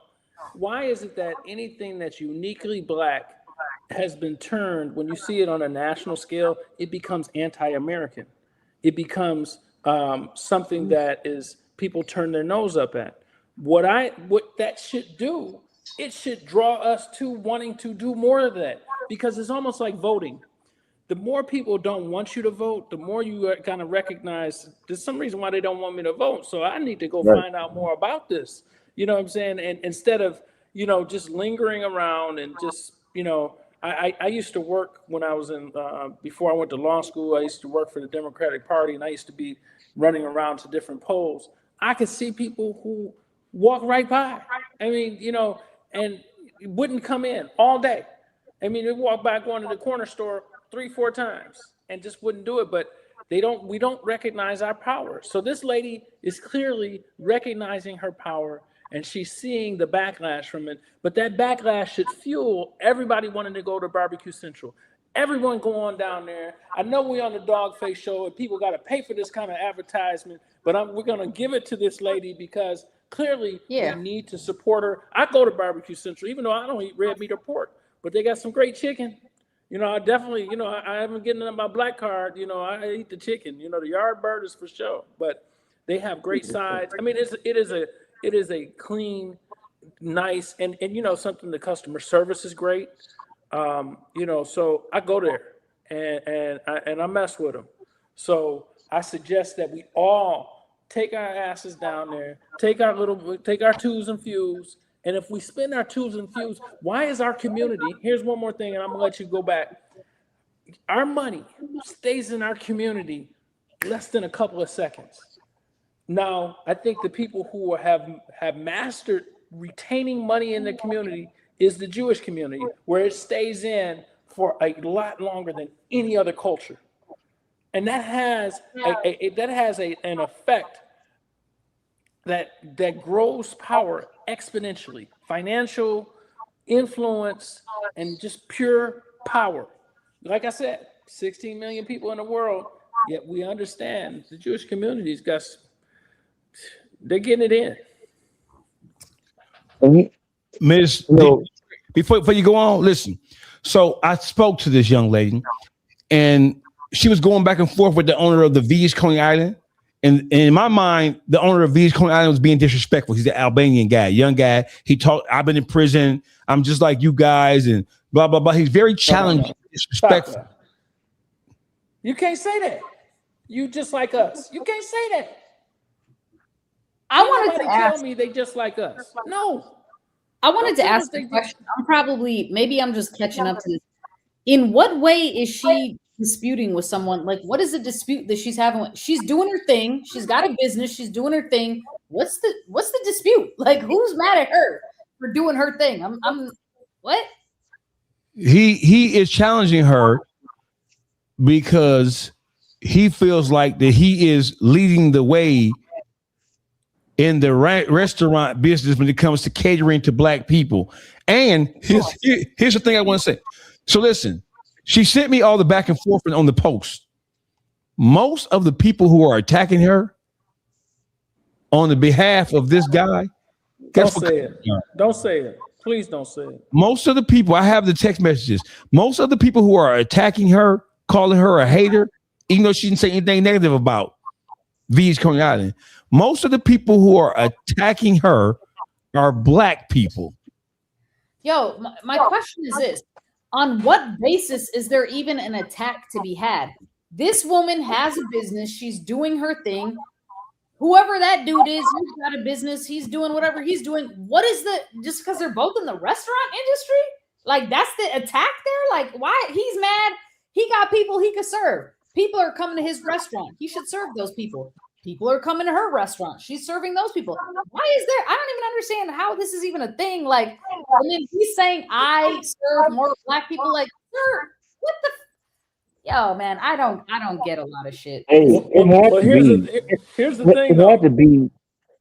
It had to be a thing where, just the way that her business may be evolving, that he felt threatened by it.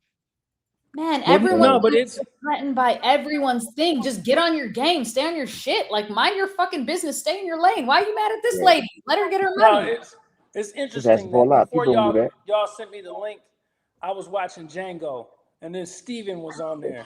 You know, there's so many Stevens in the world, and you know that's been our thing. You know, hey, it's either Mr. Charlie or Miss Ann. You know, we worship and honor both of them. You know, so I don't get it. You know, but like I said, I knew that's why I got up and walked away when you said most of the people who were chastising her, or you know, yes, yeah.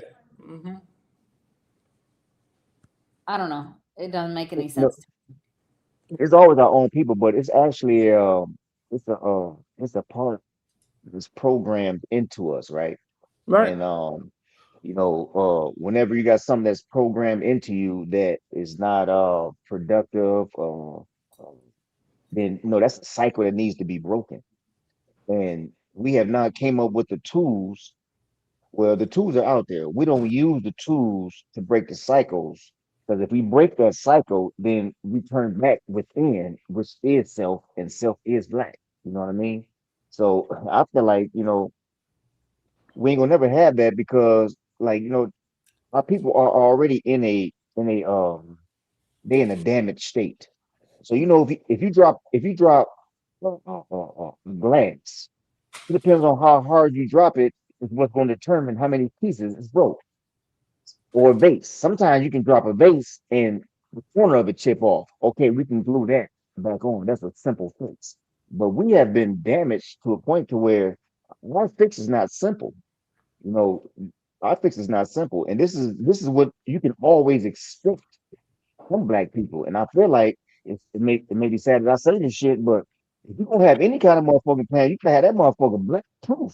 Like we fighting everybody. We fighting self. And we fight everybody else that's united, and we are the majority. You know, but like I said, all you have to do, it takes just one, and one sit domino effect happens. That's easier said than done. Hey, do you know that we could have did this a million years ago and been on top? That's the hard part right there.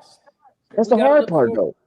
Huh? That click right there, that is the hard part. How do we get there?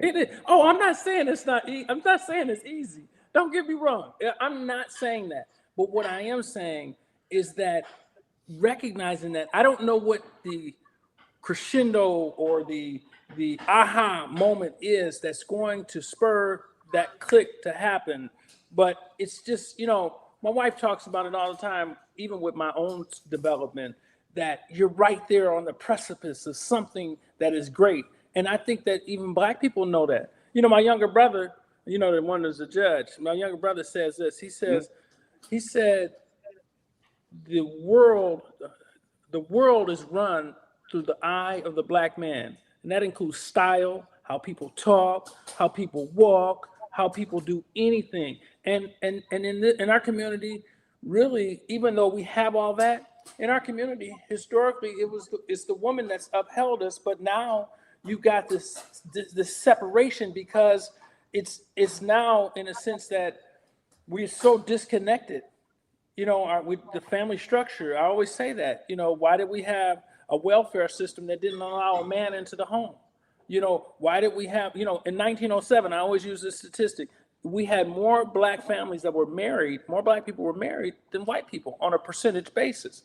And that was one of the things that were key to the fueling of growth in the civil rights movement, even though I have my own thoughts about the civil rights movement, but it caused those things to happen because we were cohesive.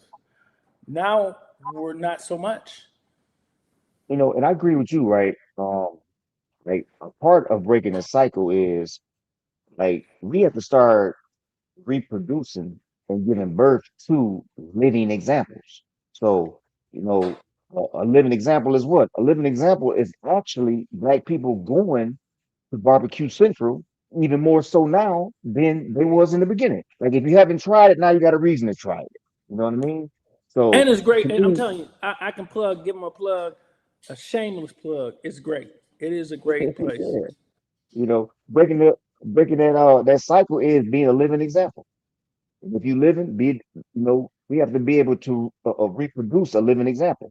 So that's like somebody that's close to us, and at the end of the day, for real, you know, I always start in my house, like, my son got to be that, or he got a problem with me because me looking at him not trying to be a living example is me looking at a nigga that's gonna possibly be opposition.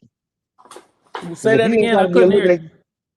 I say I always try to tell my son that he has to be a living example, right? Right. Because if he's not a living example, then he's opposition. He's one of them niggas that I don't fuck with. I don't get along with niggas like that. You know what I mean? So he has to be a living example. He Right. has to be a living example because that's what's going to change it. And if and who's to say when as he grow into an adult, what kind of influence he's going to be as a living example? That's how you reproduce it. That's how you reproduce it. Like all his friends are living examples. That's us helping this that we got, this ease that we got. So listen, let me be a little bit more direct than that. For all you niggas, hey, listen, there's a difference between doing wrong and being wrong. I know that y'all never had no big homies. I know y'all ain't had no OGs, no daddies, no uncles. Your mama out at going to 350 Terrace right now, ready to shake it like her mama gave her, right? I know your mama, your grandmama, and your daughter all in the same club. One of them is 52, the other one's 38, and the other one is 18, who snuck in. You know how they be. You know what I'm saying? You think enough, you can get in out no ID, right? Hey, listen, there's no way that black people, even in the event where there's a dispute, I'm not telling you have to take, but there's no way, there's absolutely no way that black people, black men especially, are supposed to be allowing this sister to be talked to in any kind of way at all. Miss Danita Ramsey is in the building. How you doing, ma'am? The Hey, owner how's it of going? BQ Central is in the building. How you doing, bro? Hey, Todd. Hello, everybody. Hey. Got to get my glasses. Hold on a second. Yo, hey, welcome to the show. Welcome to the show. Thank you. I was trying to. I was having a hard time getting logged on here. So, okay, here we Yeah, go. I got you. So listen, I want to introduce you to. I don't know if you know Mr. Perkins. I know Todd. Hey, And, Todd. and We know each other. This is I've Yeah, been me and Pete, giving you Todd a know each other. shameless plug too all day. right? Who This else? is my Detroit lawyer is in the building. We call her Yes. P. Hi. She's in the building. Hello, Underdog, hello. B. who's my co-host, he's in the building. And you are the subject. You are the topic of the matter. Okay. Can you tell us how this dispute started? And can you tell us what precipitated it? Because people are in the chat are confused about what's going on here. It it wasn't anything directed to them. I think I just became the easier target to say something to. So, it's always this thing on social media where everybody's saying something, and it was just targeted to me over a burger as far as prices were concerned. And I'm like, we don't sell the same thing. So we're not even going to go there. Coney Island does not compare to Barbecue Central. And so it just kind of kept going, and the badgering just kept going. And then it just kind of got elevated to a little disrespect, because again, he ended up saying something in regards to like 80% of Black people in Detroit don't support their own. And I'm like, where did you get that number from? So I took a screenshot of it and put it on there. I said, okay, so this is what they think about us. As we continue to try to build our own, it becomes hate. Then it started pouring out when I said, me loving on us doesn't hate on you. So then it became a racist thing. Like, I'm like, how could black people be racist? What power do I have to be racist towards anybody? Right. So it's just, they love to go back and forth with women, obviously, because of how they got us working in their little Coney Islands. They feel as if because how they talk to them, they can talk to everybody like that. And I'm just trying to get them to say, I'm not her. I'm a business owner. I'm a Detroit resident, been here, try to explain that in the nicest way, but then it kind of became like really badgering. I don't go back and forth on social media with people. People know me and they know my business.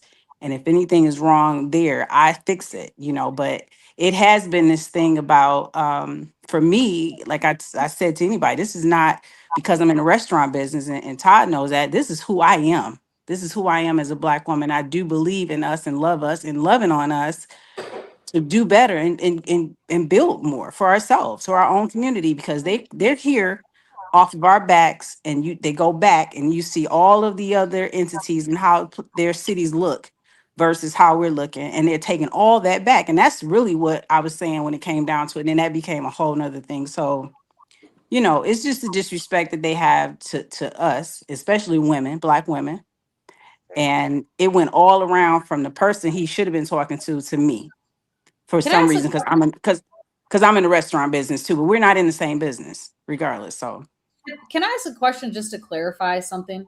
yeah. So this dude this guy that has a Coney Island, he's mad at you because you have a restaurant that's not a Coney Island, but your restaurant's prices are higher than what he charges for burgers, and he's mad at you for that somehow? Yeah, he was making it like after as he went on, like y'all went to your menu and you talking about uplifting your community when you're gouging and Sir, basically you went to charging my them more. menu and you're in Coney Island. You basically are charging Coney Island prices. Get off of my page with your Yeah. beer budget when I'm over here with champagne. What are you talking about? How Yeah. is this man mad at you?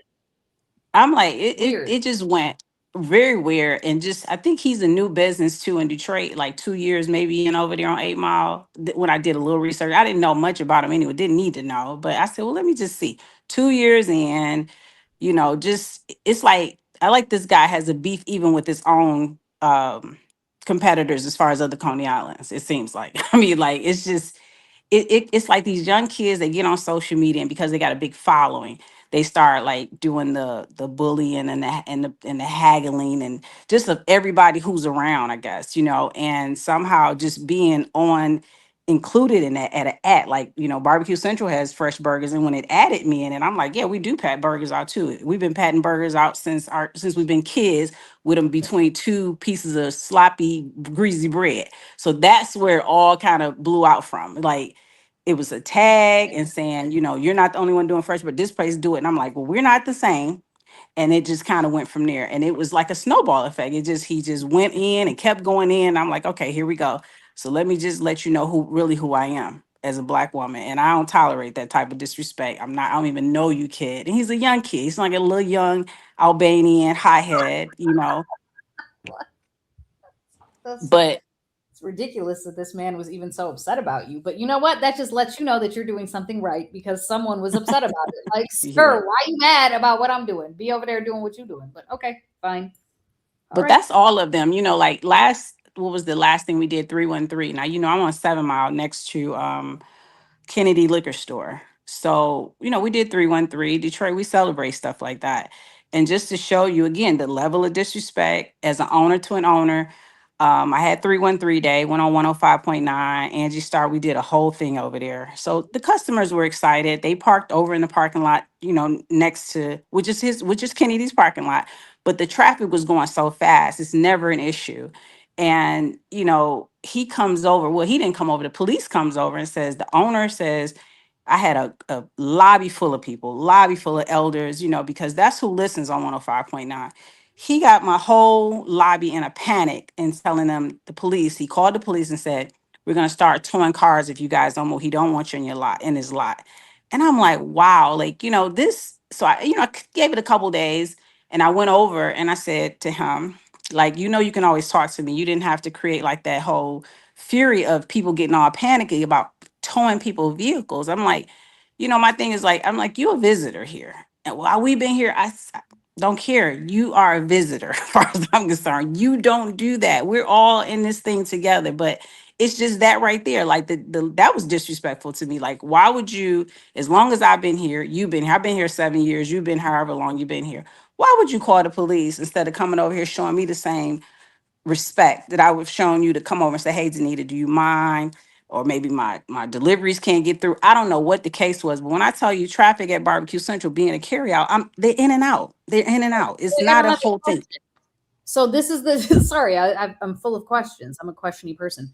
So this is a person who has a store next to your business. Yep, Barbecue Central's right next door Well, to doesn't Kennedy that Liquor bring Store. him business? Don't people want to eat some barbecue and then get some liquor? Doesn't that bring him traffic? If people are coming to see you, won't they just stumble upon him too? That's good business for him. That's what I thought. We're neighbors. I said, let's be neighborly. But at the same time, it's this thing of like, they want it all. They want it all. And if they see you doing anything, it's kind of like, oh no, I'm gonna call the police. I'm gonna do this. I'm gonna do that. I'm thinking like, why would you ever do that? And he went into this whole thing like, well, they were parking in my lot and it was just my customers can't get. I'm like, you don't even have a drivable customer. The guys that hang around here, no pun intended, they walk this beat. You got the people that hang and loiter all day. Listen, my customers have just become your customers today, sir. Have fun. Go sit down. Enjoy. Sit down. Yeah. So it's just that's what it is right now. And I guess people just thinking they own this city. They own everything in it. And I guess we become the visitors in our own city. I don't know. Like I can't. I don't know. You're in our own city. I don't know. Like I can't. I don't know. Hey, Danita, I got a question. Yeah. So like I know that just we as a people, right? Like we great at talking about the problem. I can hear your level of intelligence just reeking through the whole platform here. What is your what are you doing to remedy this? Well, the most that or do you change up some things? Like, what do you do to remedy this? The most that I'm doing right now is I don't use social media as I should, like in a platform we're talking about it as much, but I'm really kind of more invested in the elders of Detroit. That's where my business is at. And the district I'm in, unfortunately, I'm in District 2, which does not recognize a lot. I don't get a lot of information. I'm more involved with like District 6 with the elderlies over there by Rosa Park in that area where Williams Center is.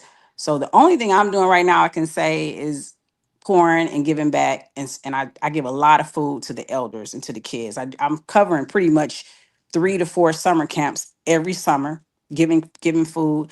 There's my give back. It's not a lot that I can do, I feel like sometimes with us, because some of us, even with what was going on between me and this guy, were on there kind of like saying something to me. And I'm like, when did we start loving on our oppressors so much? Like you talking to people and they really kind of against you. Just kind of, I didn't get logged in until just now. You guys could see, but I was listening to the guy in the gray saying that we're the problem.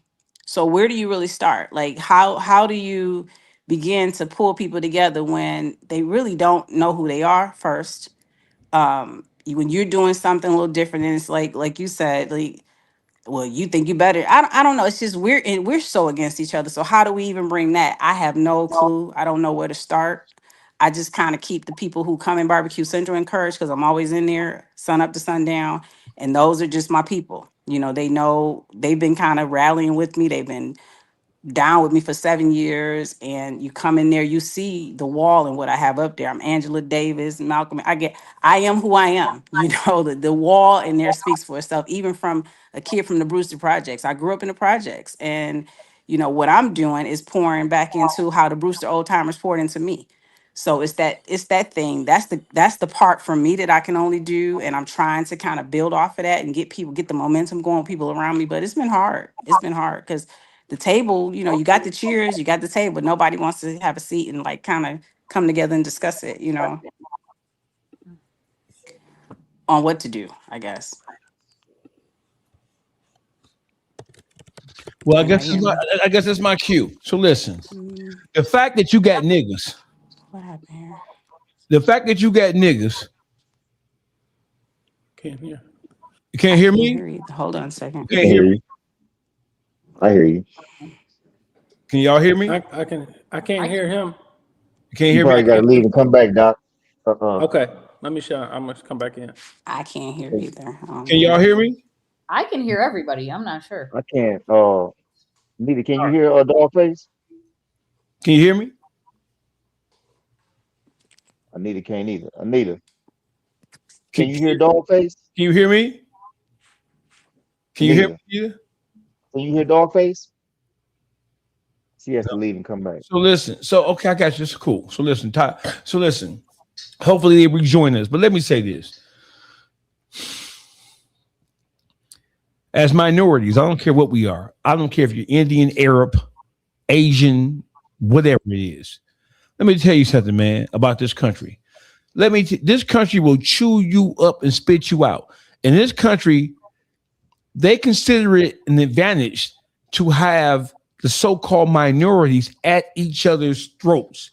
When you see turmoil, when you see Anita Ramsey, Anita Ramsey is back. Can you hear me, Miss Ramsey? I can hear you now. Okay, I got you. So I was finna go into my little thing. You know, I'll be on my little thing, right?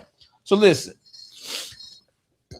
To whose advantage is it to see black and brown people at each other's throats in this country?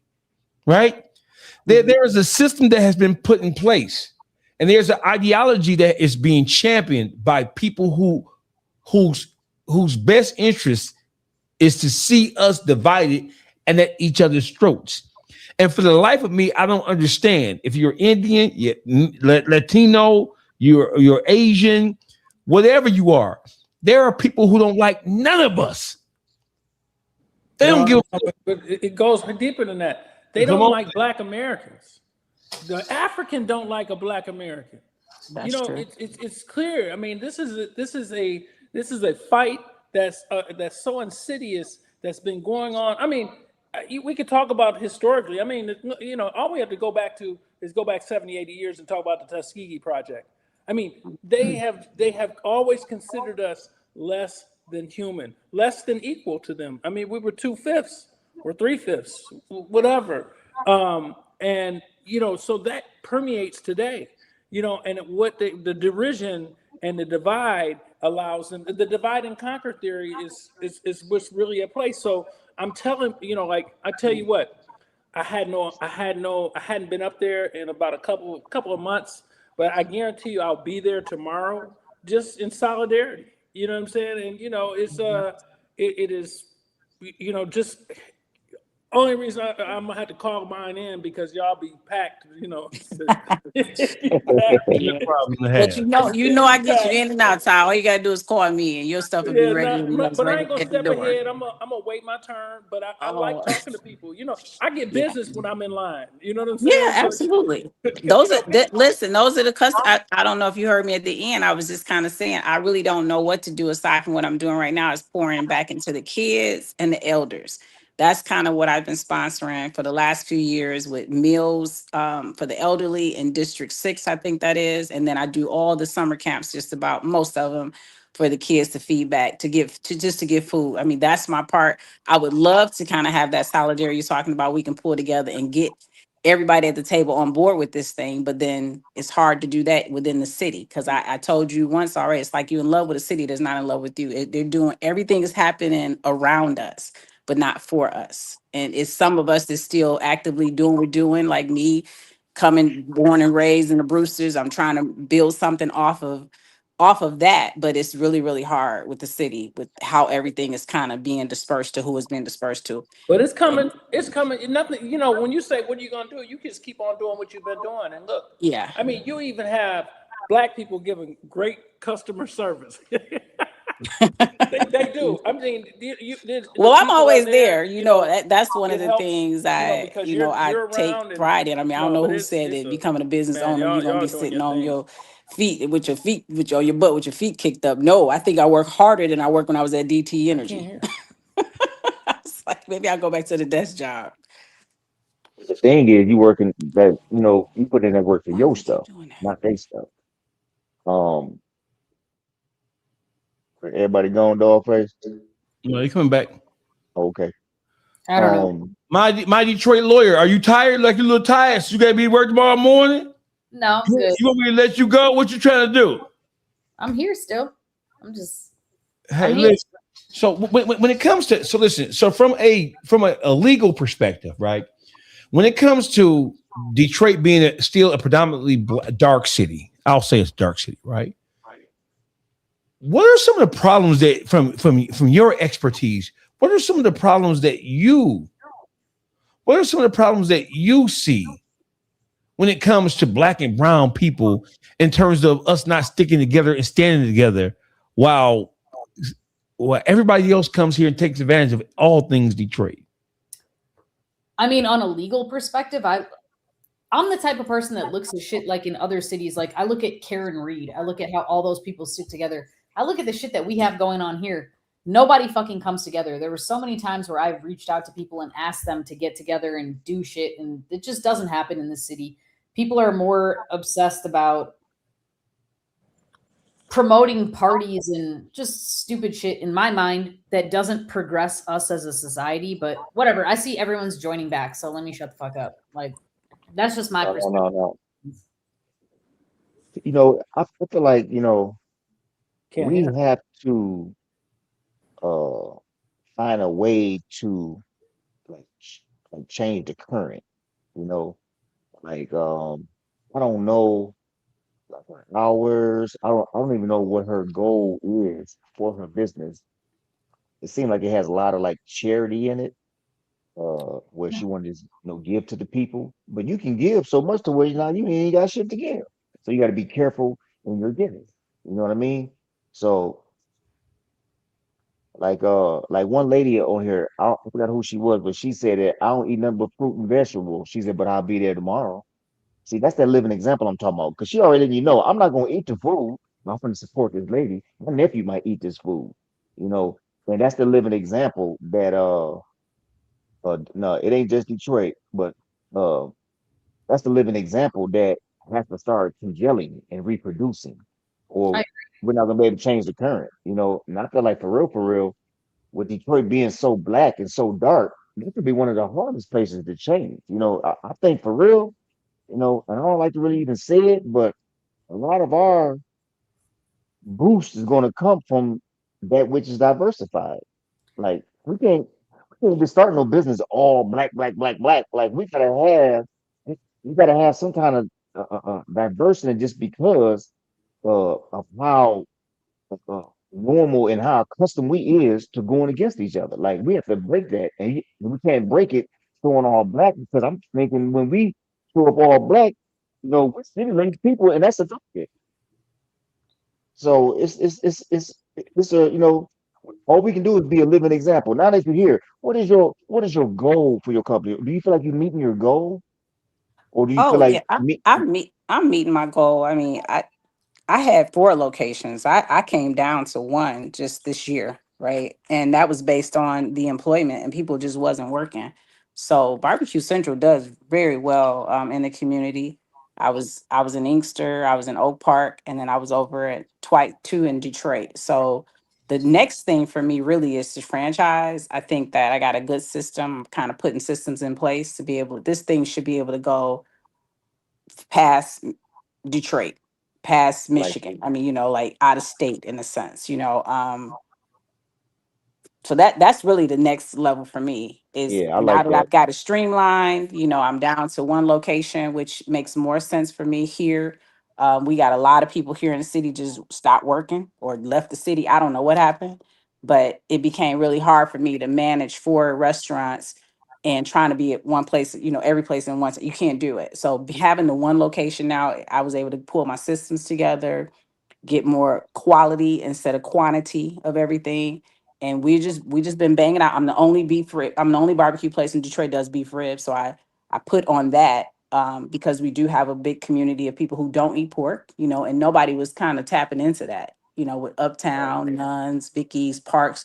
I pay homage to all those places because I grew up on Young's barbecue that was on Shane and Gratiot because that was closest to the projects, but I'm just trying to trailblaze, take what was given to me and make it work for my family, for my kids, for my grandkids. So So we're basically, doing well. We're doing well. It's just like I said, it's the other part of it with the city and the grants and the Motor City Match, the things that I don't get. I did a $300,000 build out in my restaurant by myself, with where I am now, and no help from the city. That's the biggest struggle for me right now. So so you think those 4 locations you was kind of like spreading yourself thin, where you just focus on that um one now, and it's like a powerhouse.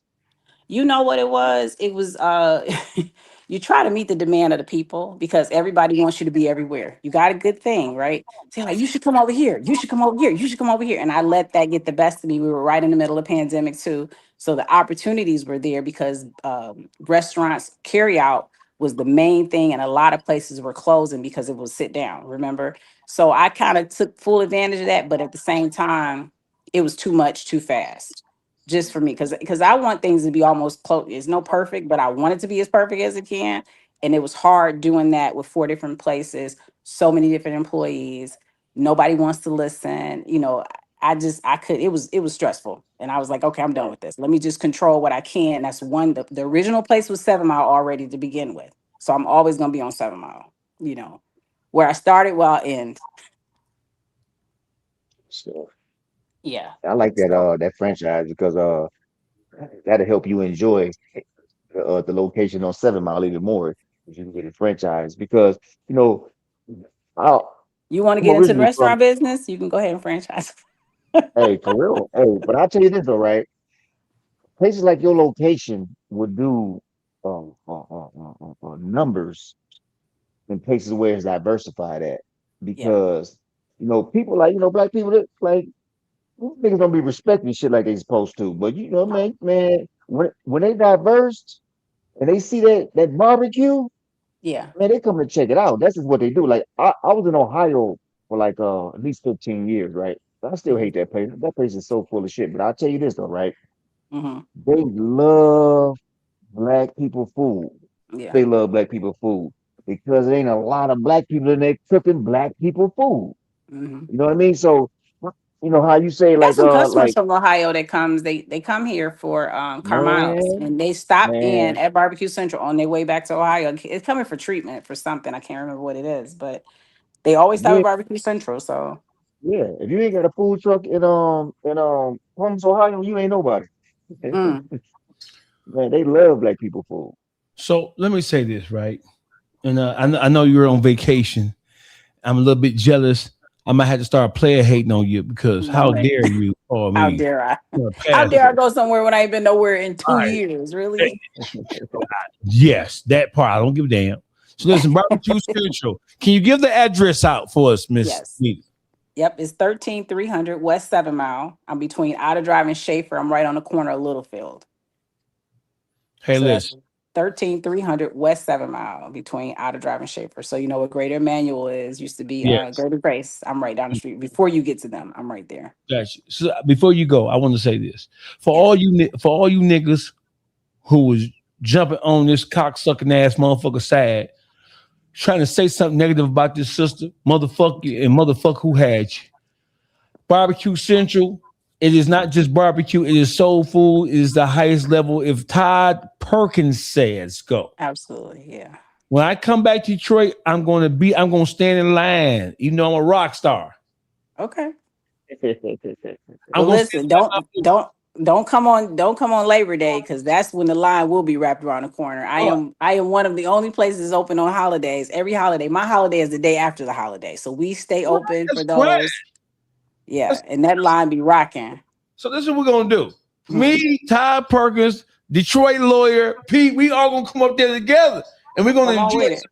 We're going to come up there together and we're going to take pictures and we're going to have Yeah, a time. A time will be had. a time will be had at Barbecue Central. Let's do it. Miss Danita Ramsey, I want to thank you for your time. For everybody Thank in the you. city of Detroit, if you're seeing this now or if you see it later, we have to protect each other. And for the black men, this is for black men. Stop acting like bitch ass niggas.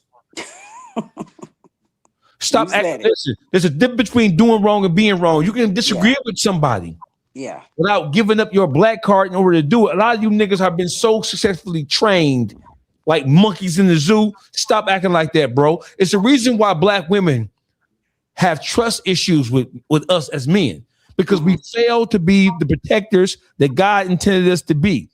Yeah. And it just is what it is. Hey, Barbecue Central, I will be there on my mommy. I call her mommy. You know, I'm a spoiled. I'm a Cancer. I'm the youngest of 4 boys. On my mommy, I'm coming to Barbecue Sister. Thank you, sister. One more time, the address. One more time. 13300 West 7 Mile. Out of Driver Schaefer. Let's go. 13300 West 7 Mile. West up. You know, I'm an East Sider. I'm throwing up the West for this. This is a shameless plug of barbecue. Well, originally I'm an East Sider too, from where I'm from. So that's kind of easy. Clutch is pearls. Well, no, the Brewster Projects is considered East. Yeah. Shout out to Big Flag, Little Flag, Bobby Boat, Lawrence, KK. I was in the Brewsters. I broke out the youth home in '85. Okay. And my homeboy Ant was from Highland Park, but his whole family from the Brewsters, the big Brewsters and little Brewsters. You hear me? That's right. So we was down there with born and raised. That's it. That's all I know. Hey, Nita, remember they used to have the police in the little vans on the pole, trying to tap the little pole and shit? You might be a little older than me. Yeah, I'm old here. I'm still a crack hair on. You still got excited about that part of the game, boy. You got excited about that. Okay, you might be a little older than me on that one. Hey, listen. Nita, so thank you for having me. Thank you for joining us, man. Have a nice night. Enjoy your vacation. Barbecue Central, 13300 West 7 Mile. Get there. Thank you, my sister. All right, thank you. Bye-bye. Yeah, got you. The lawyer for Detroit. How many awards have you won, P? For services rendered? 0. 0. How? We're gonna have to. Listen, I don't be a part of all these, like, that people be doing award ceremonies, this, that, whatever. I don't know. I don't care. I don't be a part of any of that. I do my job. I come home. Go back again the next day. That's all I do. I'm not like, I don't know anyone. I don't do anything. I just do my job and I come home. That's it. Hey, listen, when we come, me, you, and TP, we're going to come together and we're going to go to Barbecue Central. We're going to get us some of that barbecue. That's what we're going to do. All right. So listen, I want to have you back. I want to extend the invitation here and now. I'm going to front you off. So excuse me. I want to extend the invitation to make you a part, because there are legal matters that have to be considered. And I'm going to put you on the spot because I need you back here tomorrow night, because we're going to get into some criminal law. I want to send you some things and have you review these things. And I need to have you back tomorrow. Can I get you back here tomorrow at 8 p.m.? What is tomorrow? What is today? Today is Thursday. Tomorrow is Friday. Yeah, I could probably do it 8 p.m. I can't guarantee it. Let me check, because I got a lot of things happening with my parents right now, but I'll double check with you. I'm probably like 70% can do it. I just got to double check. Listen, let's stay in touch. Call. They have bad health. Like, there's a lot happening. I got you. Because God bless the parents. They created a beautiful daughter who's courageous and a lioness. Thank you. I appreciate you for joining us. I appreciate you for having me. Thank you so much. I really do. Thank you. All right, P.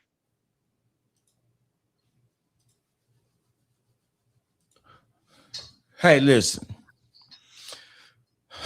Do we get into this whole Big Meech Wack 100 thing right now, or do we save that for tomorrow? I think tomorrow will be a good day. Only reason why I think tomorrow will be a good day because we'll have that lawyer insight to go off our hood shit, bro. I got you. So listen, everybody, tomorrow night, 8 p.m., we're covering all things Big Meech, Deion Cuffy Gatlin, Wack 100 with his bitch ass. Be here tomorrow night, 8 p.m. Eastern Standard Time. We're going over this shit. We're going to get some straightening about this shit. Underdog, tell them your Instagram, tell them your YouTube channel, what they need to do. Hey, y'all got to tap in on that on my Instagram. My Instagram is underdog TV _ podcast. My YouTube is where I need y'all to to share, like, and subscribe, and that's gonna be underdog TV. So y'all check in on that, man. Support your boy. I gotta get at least 50 subscribers so I can go live and start sharing my content. I appreciate y'all though. Hey, listen, man. My name is Dawgface Calderon. We're 2 hours and 14 minutes in. I appreciate y'all coming out, stepping out. Tomorrow, 8 p.m. Eastern Standard Time. We're coming back. Hey, listen, spread the word. We're coming back, and the conversation will be Wack 100, Wackesha, and Demetria. That's what I call Big Meech. It's not Demetrius, it's Demetria. Tomorrow, we're going to make a motherfucking movie. Y'all know what it is. Sugar, salt, and salt. If you didn't get out today, bitch,